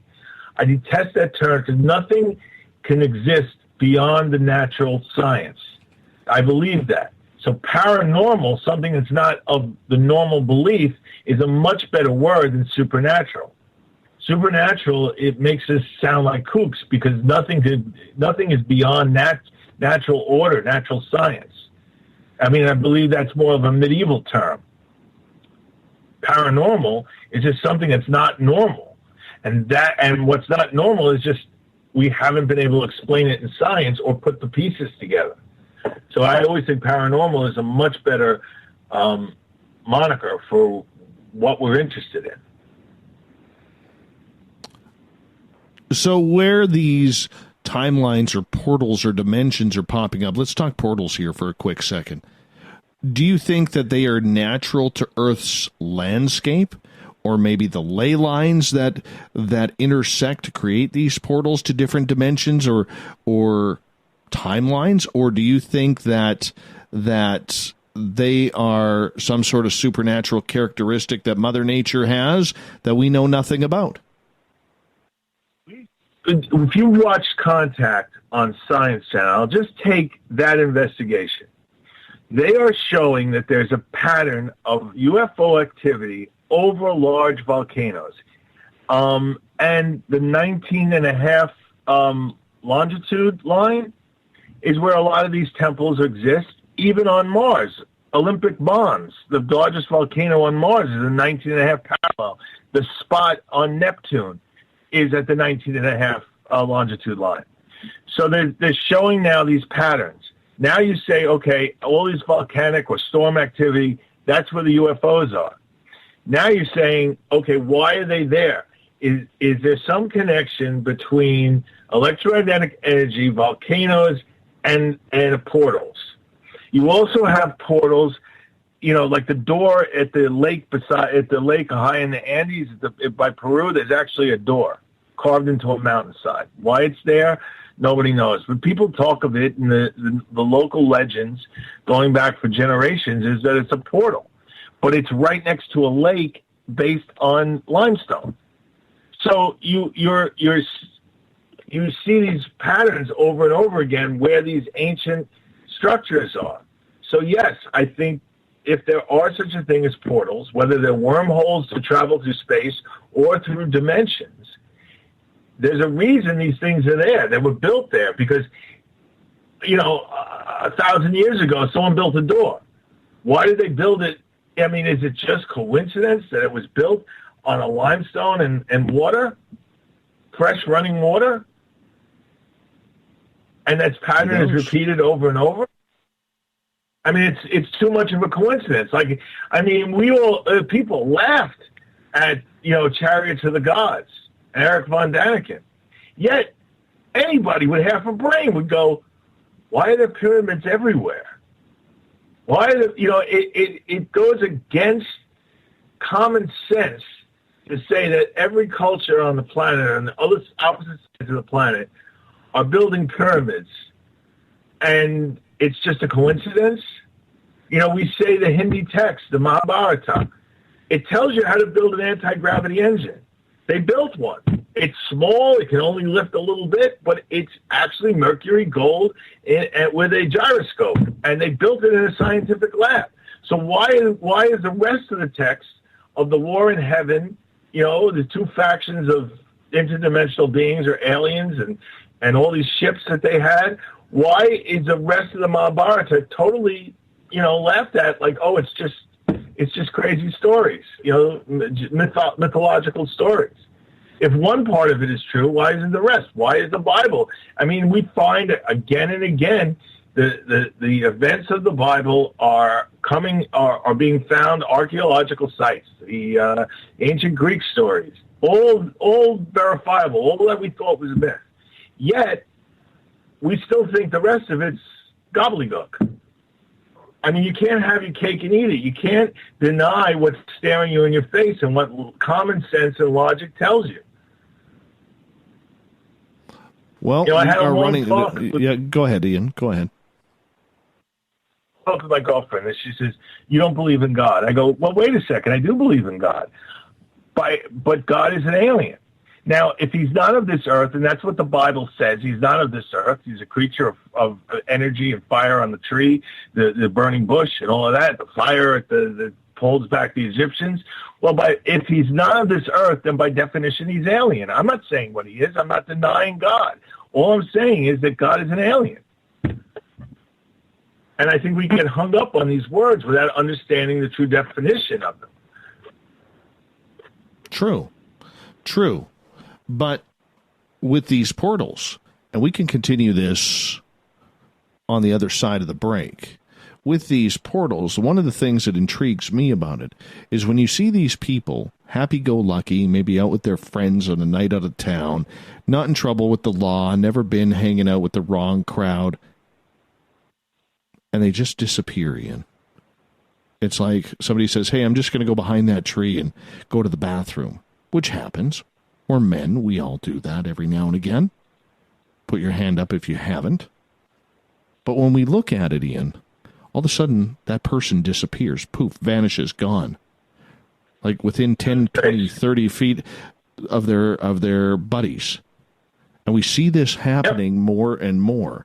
And I tend to think, Ian, as we go to break here, I tend to think, my friend, that they've walked into a different dimension. That they're not actually dead, they're not actually kidnapped, and we're going to get into that more in the third hour of Spaced Out Radio with Ian Holt. At Ian Holt Writer on Twitter. If you want to give him a follow, I suggest you do. Go check out his books as well. They're on Amazon. We'll be back with more Spaced Out Radio right after this.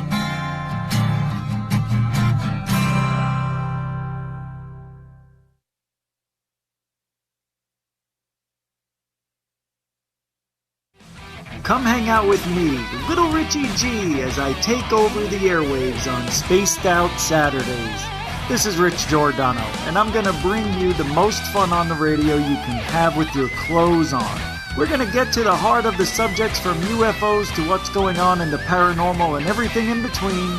So come join me at spacedoutradio.com, starting at 9 p.m. Pacific, midnight Eastern, for the fastest 3 hours of your week. We all know on Spaced Out Radio we love a good beard and mustache, so why not take care of your facial hair with Mighty Moose Beard Oil? Made in Canada, we're taking care of beards and stashes around the world. We use 100% natural ingredients with our oils and balms to make your whiskers feel silky smooth. Use promo code SOR2019 at MightyMooseBeard.com today.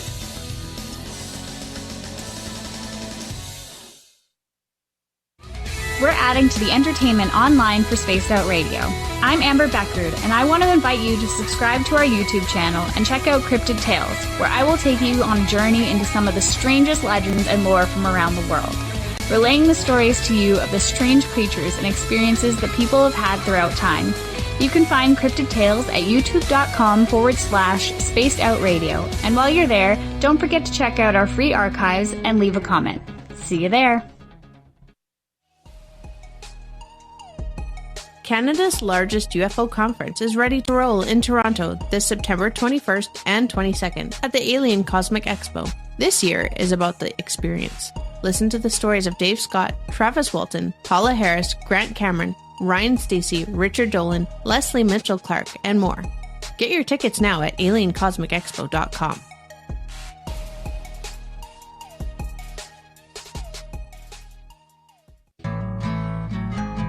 Looking for a place to advertise at a very reasonable cost? Look no further than Spaced Out Radio. SpacedOutRadio.com has an advertising tab that you can click to check out our daily, weekly, and monthly packages to play on the radio, or our website including social media. From commercial spots to banners, we have it all. Check out our competitive pricing today.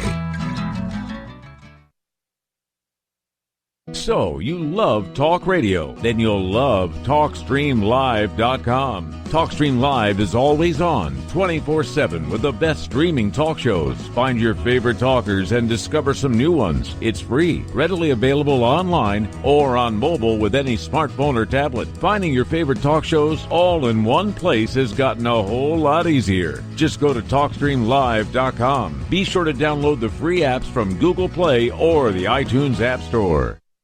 Every night on Spaced Out Radio, we have places for you to hang out. Hi, this is Carl. Join our SOR Space Travelers group on Facebook for live chat. On Twitter, using hashtag Spaced Out Radio, you can also join us in our Spreaker chat room. Check us out on Instagram at Dave Scott SOR. All of our archives are free on YouTube at Spaced Out Radio. By the way, I'll be watching you at your window until you do. Bye! Hello, this is your guitar man, Ron Bumblefoot Thal, and I have to tell you, I love the response I get for Little Brother is Watching from Spaced Out Radio fans. It's amazing how music can inspire and make people think deeper about what's going on in the supernatural world. You can head over to my website, bumblefoot.com, to check out my music, my guitar workshops, my touring, even check out some of the hot sauces that I'm working on. And make sure you keep on listening, because with Spaced Out Radio, you know Little Brother is watching. Looking for something new to push your limits? Look Beyond the Spectrum, a new docuseries featuring some of the best researchers in the world when it comes to everything from UFOs, government cover-ups, and Bigfoot in the forest. Truth seekers like Steve Bassett, Dr. Jeff Meldrum, Richard Dolan, as well as others all chip in to bring their knowledge to you. Beyond the Spectrum can be found on Amazon as well as Tubi TV. Tell us what you think on our Amazon page. A timepiece is a reflection of who you are, and what better way to show off the real you than with an Escape watch? Escape is a lifestyle brand accessorizing your days and nights. Choose to escape and create the life of discovery that you deserve. Dream, play, unite with your own personalized Escape watch. Head to escapewatches.com. There is no time like the present to enjoy your escape. Use promo code SMF2017 for your 20% discount today. Heading to Vancouver and looking for a night on the town? The Moose Vancouver is the bar that never stops rocking until 2 a.m. every night. The Moose has great food with everything on the menu from $6.95 to $8.95. Fantastic, vibrant staff and rock and roll that will bring you back to when the music was real, the hair was long, and the guitars were rocking. Get your party on at the Moose Vancouver, the official party bar of Spaced Out Radio.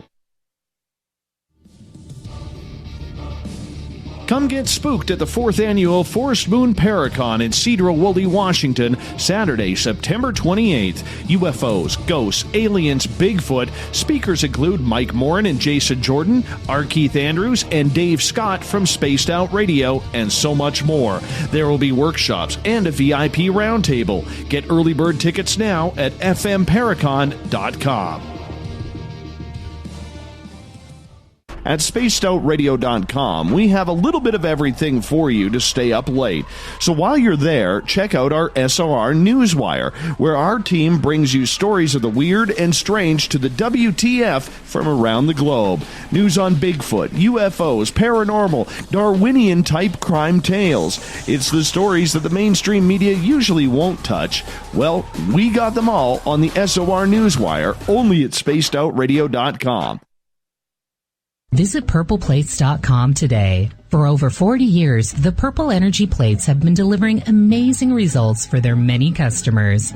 Inspired by the great genius Nikola Tesla, the harmony, healing, and energetic effects of the plates have proven over and over to be beneficial and often miraculous to thousands of customers. Check their site for daily specials and choose from their many energy products. You won't be sorry. Visit them today at purpleplates.com. Coming soon to our website, spacedoutradio.com, is the SOR Space Travelers Club. For just $5 a month, you can get into a private area on our site where you can hang with other listeners in our chat room, post in our forum, and check out a bunch of exclusive content and store that won't be found anywhere else, including a nightly after-show party with Dave. It's going to be the best $5 a month you're going to spend. The SOR Space Travelers, only at spacedoutradio.com. Would you like to connect with us? Head to spacedoutradio.com for all your latest show info. Now, back to Dave Scott and SOR. Welcome back to the third and final hour of Spaced Out Radio tonight. I am your host, Dave Scott. Great to have each and every one of you with us. We say hello to everyone listening in on our digital radio affiliates, Kingdom of Nye Radio and Revolution Radio. On terrestrial, we are on KDNF AM 1560 in Dangerfield, Texas. UPRN 107.7 FM in New Orleans. WQEE 99.1 FM in Newnan, Georgia. KDUN AM 1030 in Reedsport, Oregon. And down in Ridgecrest, California, we are on KZFX 93.7 FM. You can check out all of our archives for free at youtube.com/Spaced Out Radio. Just do me the favor, hit that subscribe button. Our website, spacedoutradio.com. We'll get to that in a moment because we've got to get to the clam word. Yes, the clam word. Desert Clam sets a password each and every night right here on Spaced Out Radio. Undecennial. Undecennial is your password. Use it wisely, space travelers, as the clam sets the password each and every night right here on the mighty SOR. Once again, our website is spacedoutradio.com, where we have a plethora of features for you. You can fill out a sightlines report, rock out to Bumblefoot. You can read up on Captain Shirk's SOR Newswire. Much more coming very, very soon. Final time tonight, we introduce our guest, Ian Holt. Ian is a great, great author. He helped co-write the sequel to Bram Stoker's Dracula. He is addicted to Dracula, by the way, even though he doesn't have fangs of his own. But nonetheless, Ian is here with us. He is a movie producer, writer. Guy wears a ton of hats. And Ian, right before the break, we were talking about portals, dimensions, whether or not these people who just seem to vanish off the face of the earth for no apparent reason, never been in trouble with the law, don't suffer from anxiety or depression. You know, they're in the most simplest of forms, and poof, they're gone. They're out with their buddies one night and enjoying an evening out, and they just disappear, vanish. Now, I know there is no proof to this. All right? The people who are more of the scientific genre are going to be like, show me. Like Uncle Dale's mustache. He'll be like, show me. I can't. But it's just an assumption that I have, Ian, that maybe, just maybe, these people who have disappeared have walked into an alternative timeline through a portal of some sort. And their buddies are still right behind them, and they're partying. Yet, on our timeline, these people are just gone, vanished, never to be seen again. Well, I'll tell you a story. When I was a kid, and I remember the day exactly. It was the day that ABC aired for the first time the Taking of Pelham 123, the original Taking of Pelham 123. And earlier that afternoon, I was at the local toy store here in where I live in Long Beach. And I wanted this secret agent gun that had a, one of those things you shoot out of it, it sticks to the wall, and it had a badge and a secret thing you put your picture in, like a police, FBI identification. So my mom bought it for me.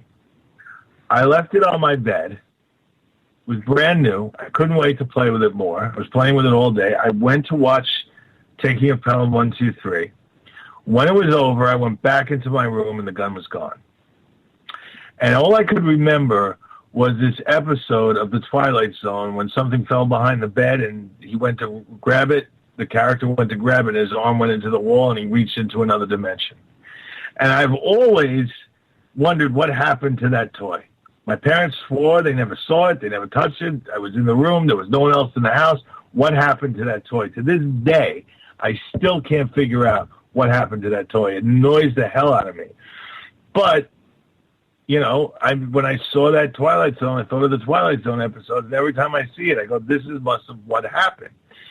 Now you watch Fringe, right? Someone in our universe, in our parallel universe dies, and they grab our doppelganger in another universe to replace him. That could be just as good an explanation as any. They're not just disappear into a portal to another dimension, but they're actually grabbed and brought in. Because maybe, a grieving father wants to get his daughter back or his son back, and he takes one of ours. You never know. I don't know. It just trips me out because a lot of these people who just disappear, okay, and I'm not saying that they're not running into some sort of trouble or the wrong people, okay? I mean, we think of the smiley face killers, or if that group exists or something along those lines, that's where it gets a little strange and odd, all right? Maybe it's aliens. I mean, when in doubt, aliens. You know that. I know that. I don't know if the public does or believes that, but aliens. It's just a good answer. But for a lot of these people who are disappearing, you always hear their families on the media and on the news. They weren't in trouble with the law. There's no criminal record. There's never been complaints about them. They were either a great employee or a great student, and there was no signs of anxiety, depression, suicide, anything like that. And poof, they've gone. Well, as crazy as it sounds, it's scientifically, theoretically possible. I mean, we are finding more particles, the God particle and everything else that holds the atoms together. So, I mean, things can break apart, be put back together, that it leads the possibility of these things breaking apart and opening a portal. I mean, we understand that these, according to Einstein, that these realms can touch and the membranes can touch. So, I mean, if you're standing in the right place at the right time and this membrane, an asteroid swings across a star and it disrupts gravity and all of a sudden it changes the balance of dark matter and gravity, and that touches our universe, there it is. There's your portal. It's theoretically possible. I mean, this is happening to the greatest effect is in Alaska. People, higher rate of people disappearing. Now, of course, they go, well, there's all this wilderness. Yeah, but, I mean, still with all the wilderness, it still can't account for everyone that disappears in Alaska. And, again, we have, electromagnetic fields, harsh weather conditions. It's a place where if the portal theory is real and the interdimensional theory is real, that would be a place that portals open. So, theoretically, what you're saying is possible. I mean, most people would say that's kooky. But, when something's scientifically possible, you can't discount it. All right, let's switch topics here because I know you have a keen interest in cryptids out there. And recently, there was an article that we read on the SOR Newswire, which can be found on our website, spacedoutradio.com, where a gentleman seemed to catch on sonar the Lochness monster in Scotland. Yes. Now, I'm a firm. I hate to be the Debbie Downer on the woo here, man.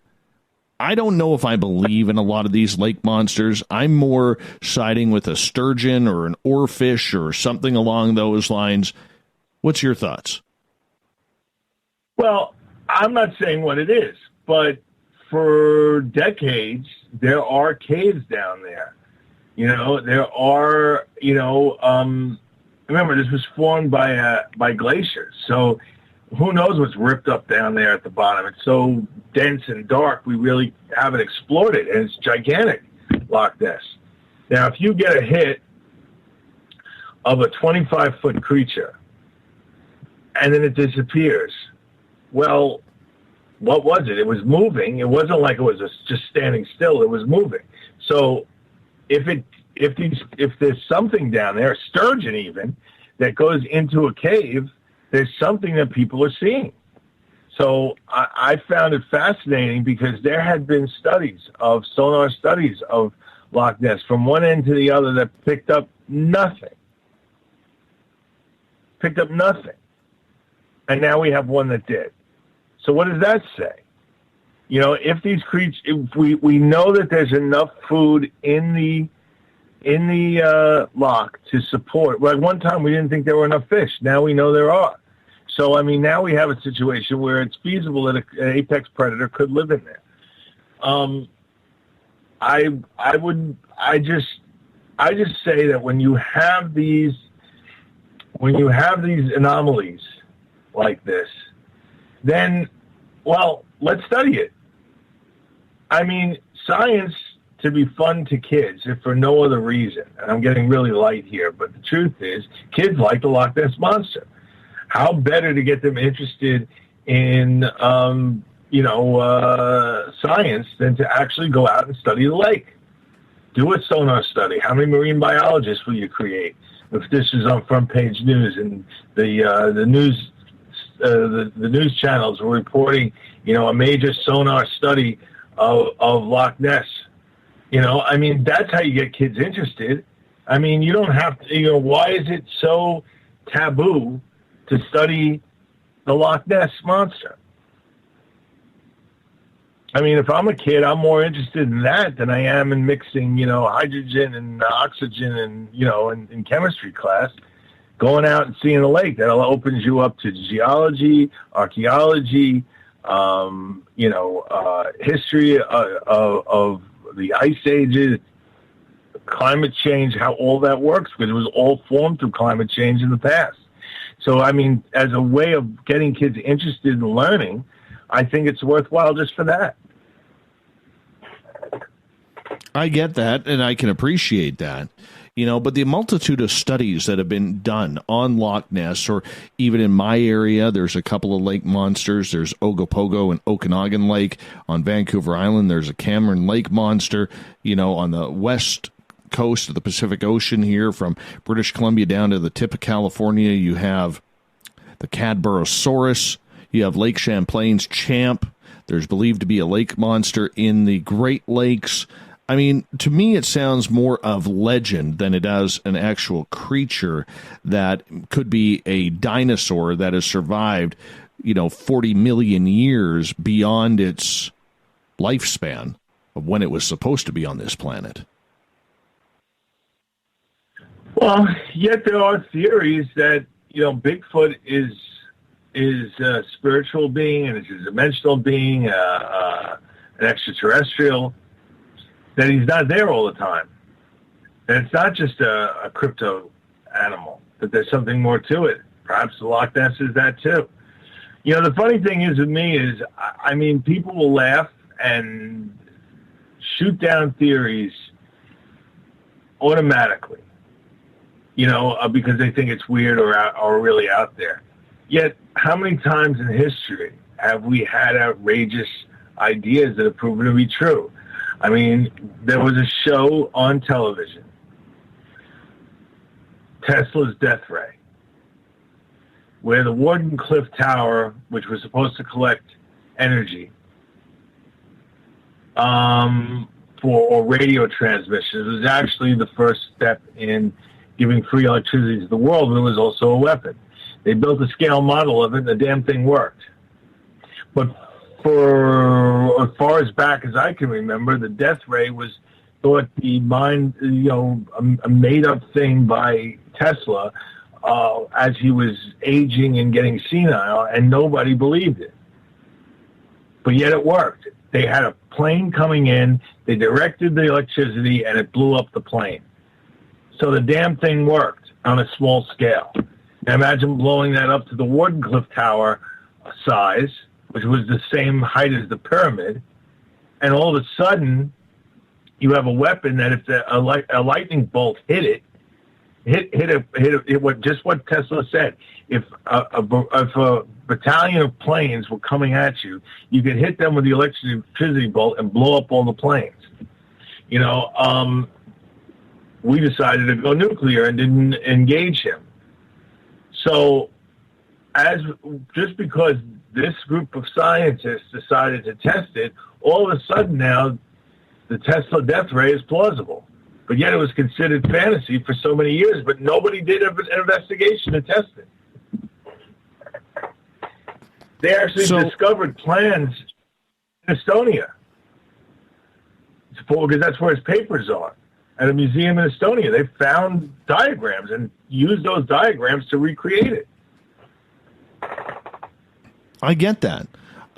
But they have tried in Lochness and other sea monster areas. They've tried all the sonar. They've tried underwater submarines with cameras and everything that our technology right now has to live. How do these creatures then keep evading?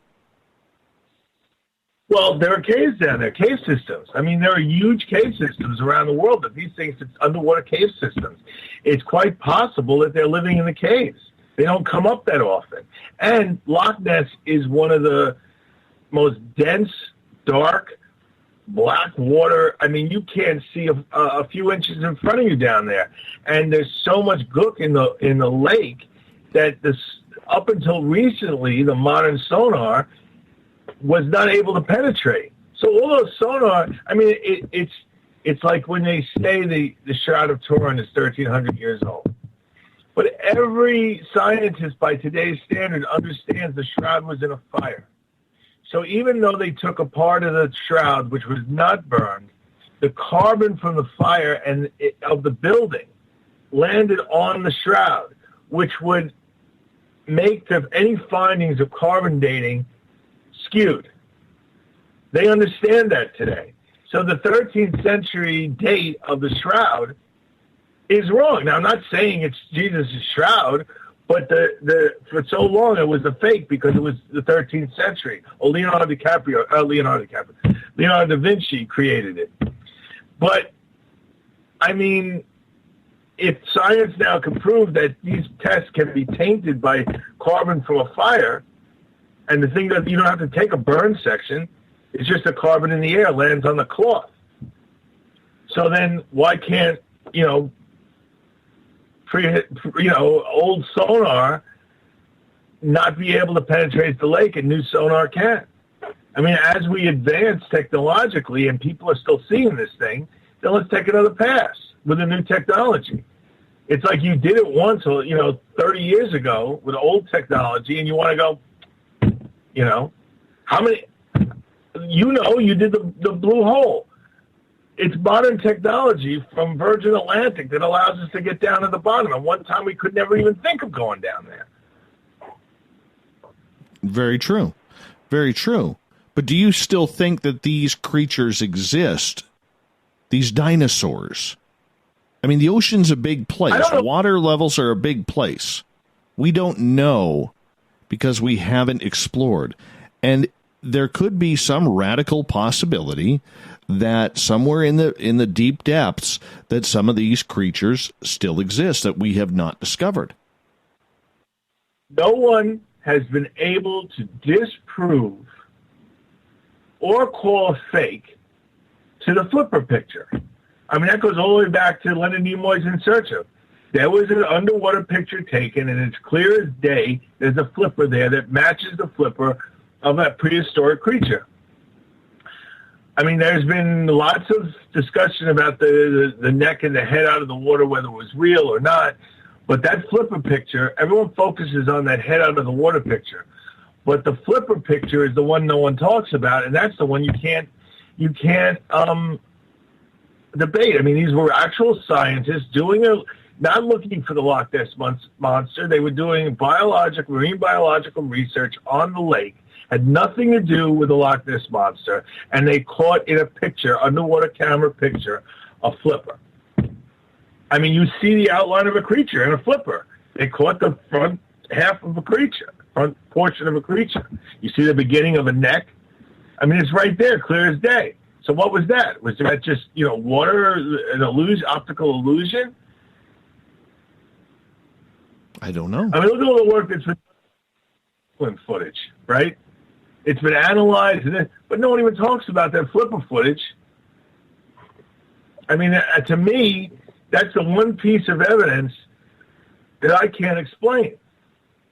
For me, on Bigfoot, it's the breasts on the Patterson-Gimlin film.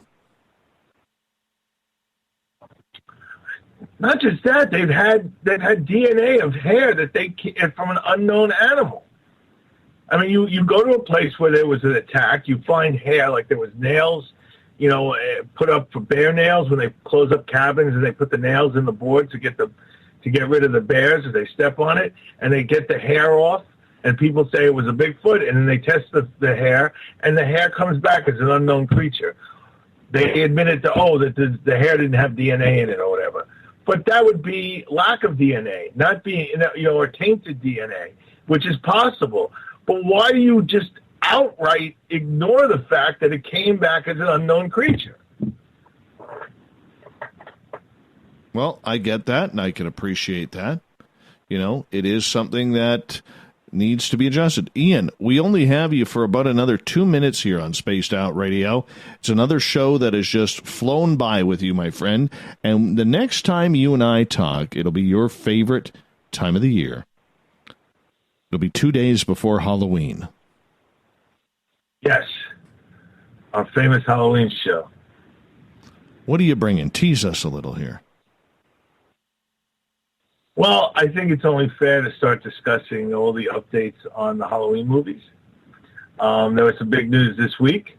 If you remember the little boy from the first film, Tommy Doyle, that Jamie Lee Curtis was babysitting, is going to be played by Anthony Michael Hall from the Brat Pack as an adult, which is a great casting because he kind of does look like him. And for all you people that like little Easter eggs, if you watch Halloween 2018, the father with the little boy, when Michael escapes from the bus, it's in the car with the little boy, the hunter coming back from hunting or going hunting. That actor is the little boy, the actor who played the little boy in the original Halloween, and Michael kills him. Yeah, and if you also notice, two kids that bump into Michael on the street are wearing silver shamrock vests from Halloween 3. Nice. Ian, we got to say goodnight to you, my friend. Always appreciate you coming on Spaced Out Radio. We'll do it again on October 29th. See you then, bud. See you then. Thank you, everyone. We'll be back with finishing up the SOR Newswire next.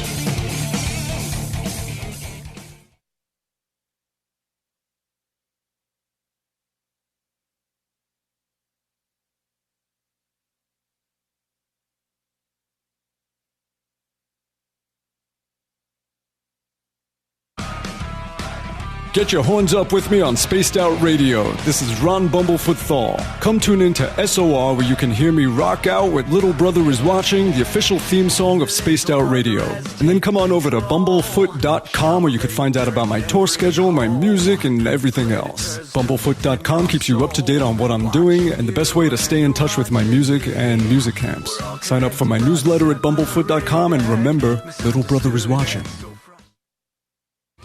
We're adding to the entertainment online for Spaced Out Radio. I'm Amber Beckrud, and I want to invite you to subscribe to our YouTube channel and check out Cryptid Tales, where I will take you on a journey into some of the strangest legends and lore from around the world, relaying the stories to you of the strange creatures and experiences that people have had throughout time. You can find Cryptid Tales at youtube.com/spacedoutradio. And while you're there, don't forget to check out our free archives and leave a comment. See you there. The Call of the Wild is in Vancouver. The Moose Vancouver is one of the hottest bars and restaurants in the city. Open until 2 a.m. nightly, the Moose will rock you like a hurricane all night long. Great food with everything on the menu at $6.95 near the corner of Nelson and Granville. Get your horns up and come rock with us. The Moose Vancouver, the official rocking bar of Spaced Out Radio. Every night on Spaced Out Radio, we have places for you to hang out. Hi, this is Carl. Join our SOR Space Travelers group on Facebook for live chat. On Twitter, using hashtag Spaced Out Radio. You can also join us in our Spreaker chat room. Check us out on Instagram at Dave Scott SOR. All of our archives are free on YouTube at Spaced Out Radio. By the way, I'll be watching you at your window until you do. Bye! Looking for a place to advertise at a very reasonable cost? Look no further than Spaced Out Radio. SpacedOutRadio.com has an advertising tab that you can click to check out our daily, weekly, and monthly packages to play on the radio, or our website including social media. From commercial spots to banners, we have it all. Check out our competitive pricing today.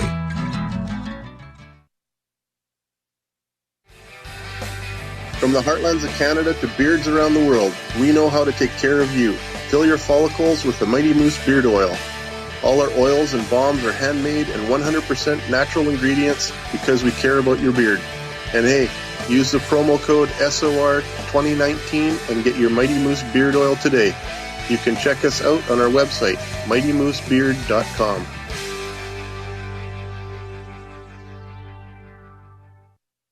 We are getting ready to relaunch the SOR Space Travelers Club at spacedoutradio.com. For $5 a month, you can join us for a plethora of features found nowhere else. Hang out in a private chat room during the show and after party. You can check out some exclusive content and a store specifically for you, as well as a private listener forum where you can post your thoughts, stories, and pictures. The SOR Space Travelers Club, coming soon to spacedoutradio.com. At spacedoutradio.com, we have a little bit of everything for you to stay up late. So while you're there, check out our SOR Newswire, where our team brings you stories of the weird and strange to the WTF from around the globe. News on Bigfoot, UFOs, paranormal, Darwinian-type crime tales. It's the stories that the mainstream media usually won't touch. Well, we got them all on the SOR Newswire, only at spacedoutradio.com. Come get spooked at the 4th Annual Forest Moon Paracon in Cedar-Woolley, Washington, Saturday, September 28th. UFOs, ghosts, aliens, Bigfoot. Speakers include Mike Morin and Jason Jordan, R. Keith Andrews, and Dave Scott from Spaced Out Radio, and so much more. There will be workshops and a VIP roundtable. Get early bird tickets now at fmparacon.com. Find your escape where time has no limits. It's about living today and cherishing the heritage of yesterday. A spirit of adventure for what is new, with the nostalgia of the past. Your timepiece is a reflection of who you are. Life surrounded by beauty from the world around us to the soul within. EscapeWatches.com. There is no time like the present to enjoy your escape. Use promo code SMF2017 for your 20% discount today. Visit purpleplates.com today. For over 40 years, the Purple Energy Plates have been delivering amazing results for their many customers. Inspired by the great genius Nikola Tesla, the harmony, healing, and energetic effects of the plates have proven over and over to be beneficial and often miraculous to thousands of customers. Check their site for daily specials and choose from their many energy products. You won't be sorry. Visit them today at purpleplates.com. Canada's largest UFO conference is ready to roll in Toronto this September 21st and 22nd at the Alien Cosmic Expo. This year is about the experience. Listen to the stories of Dave Scott, Travis Walton, Paula Harris, Grant Cameron, Ryan Stacy, Richard Dolan, Leslie Mitchell-Clark, and more. Get your tickets now at aliencosmicexpo.com.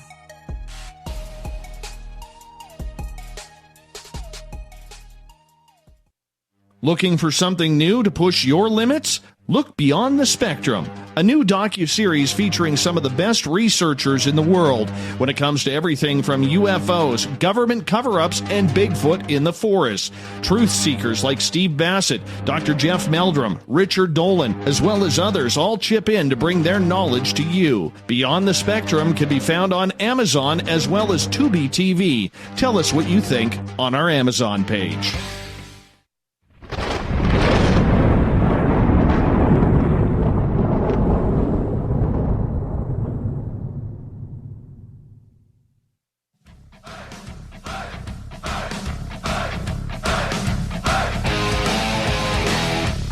We've rounded third. We're heading for home tonight on Spaced Out Radio. I am your host, Dave Scott, sitting in the captain's chair of SOR headquarters. Thank you so much for joining us. I want to remind all of you that if you missed portions of this show or others, you can go to our free YouTube channel and check them on out. Just hit that subscribe button. That's all I ask in return. It's youtube.com/Spaced Out Radio.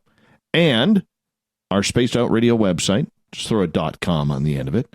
We got some good features up there now. Our website is ever expanding. We got more pictures, more pages, more promos to come. So make sure you check it on out ASAP, including the SOR Newswire, which Captain Shirk updates daily. She is scouring the world, my friends, scouring the world. So let's get to the news.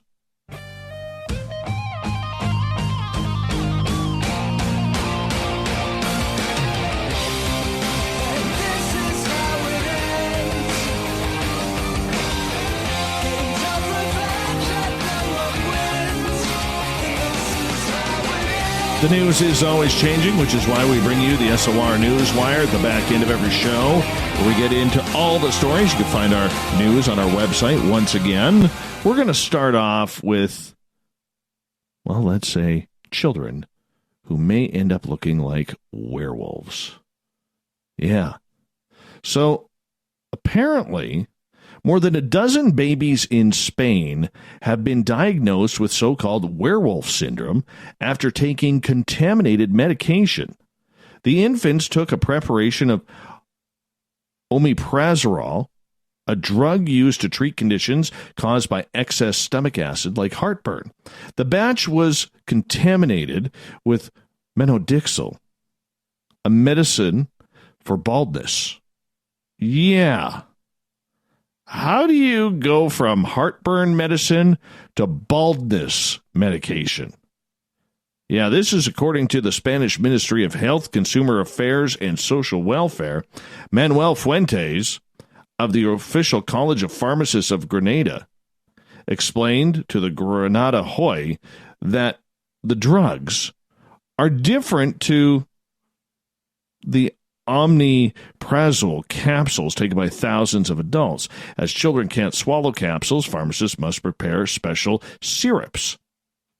The condition faded after the children stopped taking it, according to the Spanish Ministry of Health. Parents who have preparation for babies containing this drug should visit their pharmacy to check out if it's contaminated or not. Anyone who notices excessive hair growth after using the drug should visit a doctor. Yeah, no kidding. No kidding. Kids turning into teen wolf, pre-teen wolf, pre-tot wolf. Yeah, my goodness. Unbelievable. Unbelievable. Who is feeding these kids? How do you mix that? Who thinks that's a good idea? I don't want my boy at 6 years old having a thicker beard than me. Nobody does. Or one of my daughters. Don't need that. All right. So scientists are now saying for healthy pets, you should feed them insects. Pet owners could soon be trading in chicken, beef, and cat dog foods for one made from insects, a move that experts say could benefit both the environment and humanity. There's a really exciting future for the use of insect protein for companion animals, says Simon Doherty, president of the British Veterinary Association. It's a fantastic opportunity looking at insects to provide alternative sources of some nutrient ingredients we are using in pet food diets. Insect farming is arguably much less of a burden on the environment than raising cattle or chickens. In fact, Dutch firm Protix, which runs the world's largest insect farm, estimates that producing 1 kilogram of insect-based food requires just 2% of the land and 4% of the water needed to produce the same amount of beef. Other environmental benefits: insects can feed on human waste, produce very low emissions, and don't require the use of fertilizer or pesticides. Additionally, pets currently consume up to 20% of all meat globally, so by transitioning pets to insect-based foods, we could free up those meats for human consumption. Round the world, we are heating up the atmosphere and using up the land, but we have also to feed a growing population in need of protein, Protix founder Kees Arts said in the media. We have to do something differently, and insects are part of the solution. Yeah. All right. Larvae. Larvae-flavored dog food. Think about that. Or cat food. Conspiracy theorists have been whipped into a frenzy by a photo they believe shows Steve Jobs is alive and well. The snap was taken in Egypt and shared on Reddit this past weekend, showing a man who looks strikingly similar to the late Apple founder sitting on a plastic chair. After the picture was posted on the community website, hundreds of people left comments claiming that the person was merely a doppelganger, but that it was actually Jobs himself, despite the fact the tech guru passed away in 2011. Honestly, wouldn't put it past him. He loved Egypt, apparently, and that type of simple living, one speculated. Another one said, I'm not very much into conspiracy theories, but Jobs would be crazy enough to actually do it. Yeah, this photo looks very, very strange, very strikingly similar. Another claimed, I know this is supposed to be a joke, but WTF, this guy looks too much like Steve Jobs to be so random. The Apple icon was known for often placing his hand on his chin while he was deep in thought, and eagle-eyed viewers on Reddit noted that the man in the image was doing the exact same thing. He has the pose down. This is super weird, very close resemblance, another remarked. And while the man in the image wasn't wearing Jobs' trademark turtleneck and blue bootcut jeans, he was seen sporting the Apple icon's distinctive circular spectacles. He also went barefoot and wore a white robe, which some viewers believe would be Jobs' interest in Buddhism and spirituality. However, another Reddit user observed the man was wearing an analog watch, whereas Jobs would most certainly be wearing an Apple Watch. Another Reddit user also put a dampener on the claims by posting that Jobs would never let Apple take the turns that it had in 8 years since his death. I want to believe, they stated, but Jobs wouldn't mentally be able to just let Apple rest on its laurels for as long as it has been. Jobs lost his battle with pancreatic cancer back in October 2011 at the age of 56. Check out that photo. It is weird. Here's another weird one. The expedition to find Amelia Earhart's lost plane, led by the explorer who discovered the Titanic, could be a step closer after a skull believed to be hers was sent for DNA testing. Scientist Robert Ballard, who was involved in the discovery of the Titanic wreckage, confirmed that if analysis on the bone fragments are revealed to be from the American aviatrix, he will be returning to Nikomaroro Island in Kiribati very soon. They hope it could be a vital clue to help find what happened to Earhart and navigator Fred Noonan after they vanished during an attempt to circumnavigate the globe in 1937. The skull pieces were found in a museum and cultural center in Tarawa and are believed to have come from a discovery in 1940. A colonial administrator claimed to have found the bones on an uninhabited Nikomaroro in the Pacific Ocean, but after sending them to Fiji was believed they were lost. So now Nat Geo Society archaeologist Frederick Herbert claims he tracked down those bones to the institution, and the DNA results are expected in a couple of months.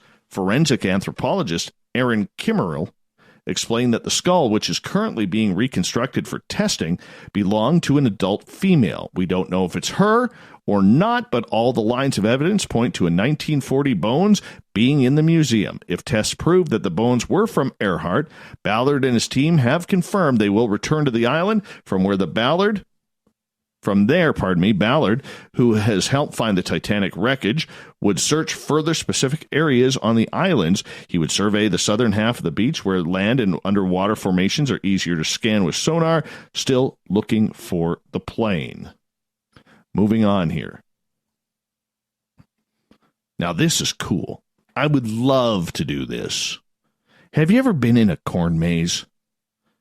They're a lot of fun. A lot of fun. Well, an Illinois farmer, famous for its large, elaborate corn mazes, unveiled its latest version, a 28-acre tribute to the Apollo 11 moon landing.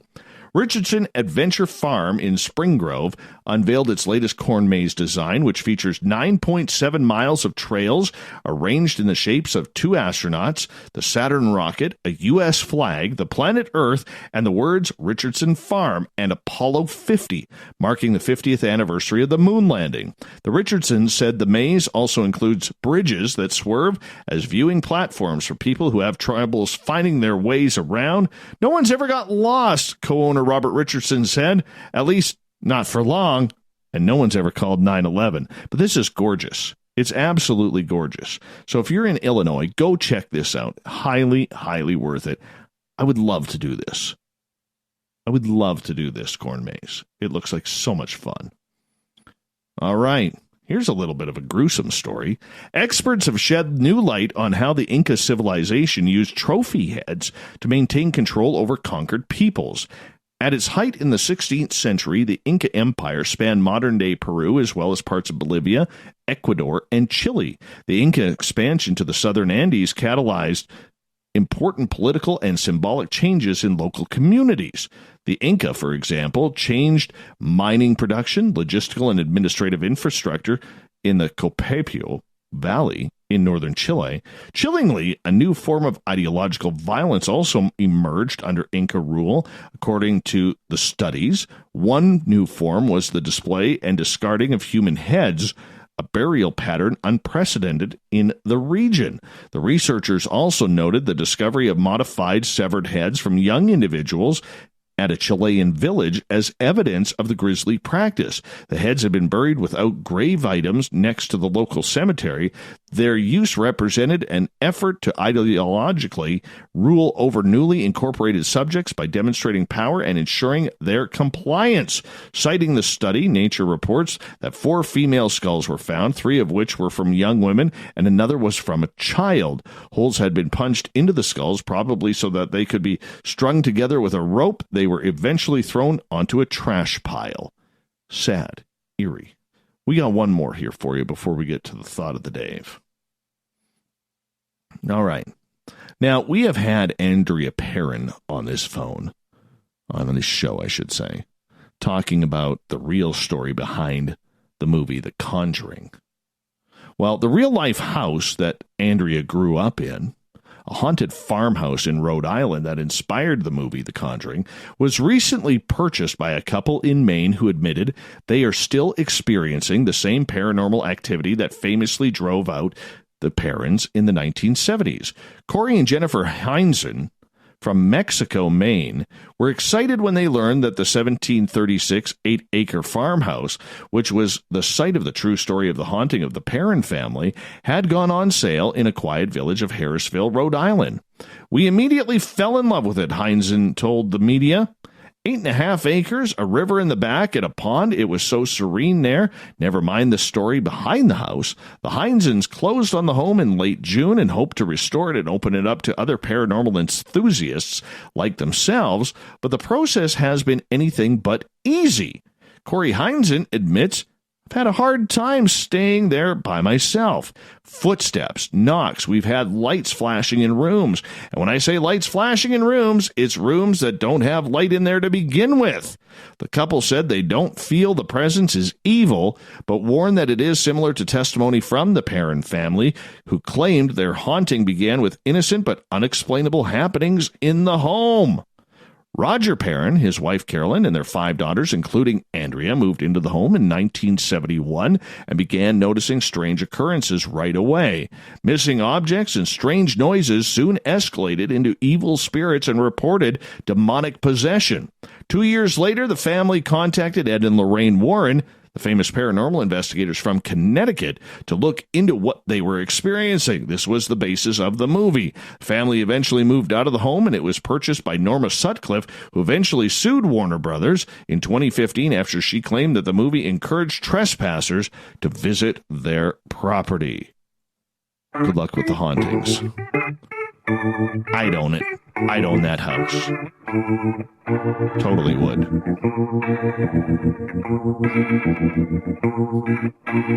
Thought of the Day happens every night at this time, where we ask a question on our Facebook and Twitter pages, then read your responses on the air because we love the audience participation around here. Yeah, we do. So today's Thought of the Day is as follows. What movie character best describes you and why? Start off with Tim. I like Michael Douglas in Falling Down. A person can only take so much. Gail. Depends on what day it is. Today it would be Sarah Connor without the muscles. Tough, focused, and fearless.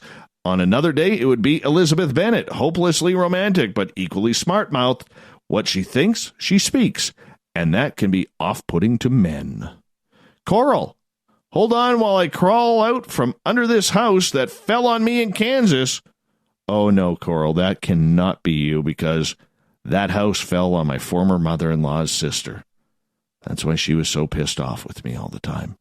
Oh, very few people in this world that I don't like.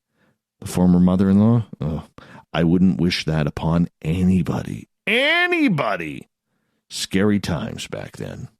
Scary times. Marty, our very lovable Vietnam veteran who listens to the show on Twitter. Hashtag Spaced Out Radio. Hi, Marty. Thank you for serving. Peter Finch's character, Howard Beale, from The Network, because I'm mad as hell and I'm not going to take it anymore. I added the slap. I hope you don't mind, Marty. Just for... There we go. Another one. Let's do that again. I'm mad as hell and I will not... Or I butchered that.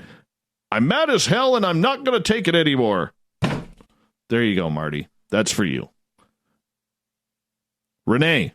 Cole Sear in The Sixth Sense. I see dead people. Oh, who doesn't see a dead person every now and again? I want to know why I got chills going up my back right now. That's what I want to know. Well, they're gone now. They were there when I was reading a Perrin story about the Perrin former house. It's kind of cool. Tony, over in the UK. Priscilla, Queen of the Desert, because it's nice to be outrageous and challenging sometimes. Okay. Jeff. Lloyd Christmas and Dumb and Dumber, because I can never take anything seriously. Well, Jeff, the one thing I do know between you and Lloyd, because I know you personally, you have the same haircut. Yeah, go figure. Penman, Michael wants to be Mungo. Uncle Dale, Manny from Heinlein's The Moon is a harsh mistress because he's a techie. He gets pulled into troubles and finds things at work and machines talk to him. Oh, and he has a set of left arms that are very cool tools. Okay. Jade wants to be Xena, warrior princess. Don't mess with me, she says. Okay. Xena was awesome back in the day. Just awesome. I loved that show. Even the Hercules one with Kevin Sorbo, that was good television back in the day. Totally good television. This coming from a guy who never has seen Star Trek or The X-Files. Refused. Refused. Take that, people. Francesca. Maleficent. Misunderstood and things clipping my wings with sometimes no recourse. Oh, you poor girl. Dr. Barry Taff. Fox Mulder of the X-Files series and films. Simple, except I'm not that tall and I'm not that good looking.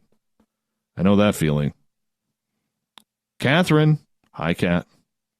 Herbie the Love Bug, because I'm just that awesome. Yeah, you are. Catherine's our social media guru around here. All right, let's move over to Twitter. Let's see here. Who's here? David. I'm in transition between Tyler Durden and John Galt. Joe. Brad Pitt in World War Z, or Zed. Not because I'm a hero, but rather I would face any obstacles or fears to protect my family and loved ones. Gregory's feeling like Billy Bob Thornton. Kind of looks like him, too. Taro. Well, he wants to be one of the Hanson brothers and start a brawl back in 1970s hockey in the minor leagues. Yeah, I'm game for that. Give me a pair of glasses. I can do that, too. Dominic wants to be Ant-Man. And UFO Thinking says Roy Neary from Close Encounters because it may seem crazy to everyone else, but not me.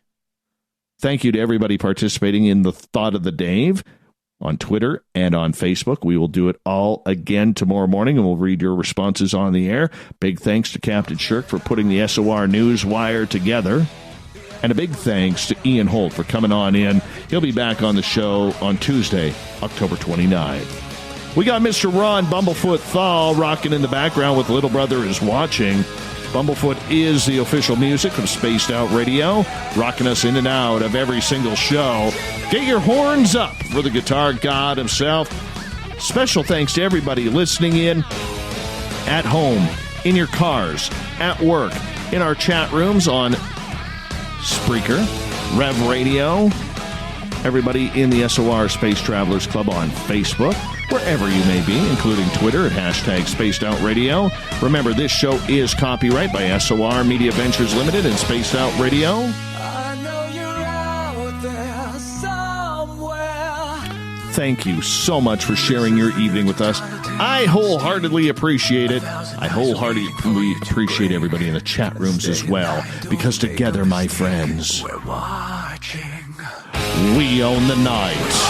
Mr. Bumblefoot, we need a favor. We need you to take us home. Have a good one, everyone.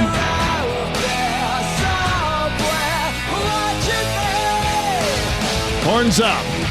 Good night.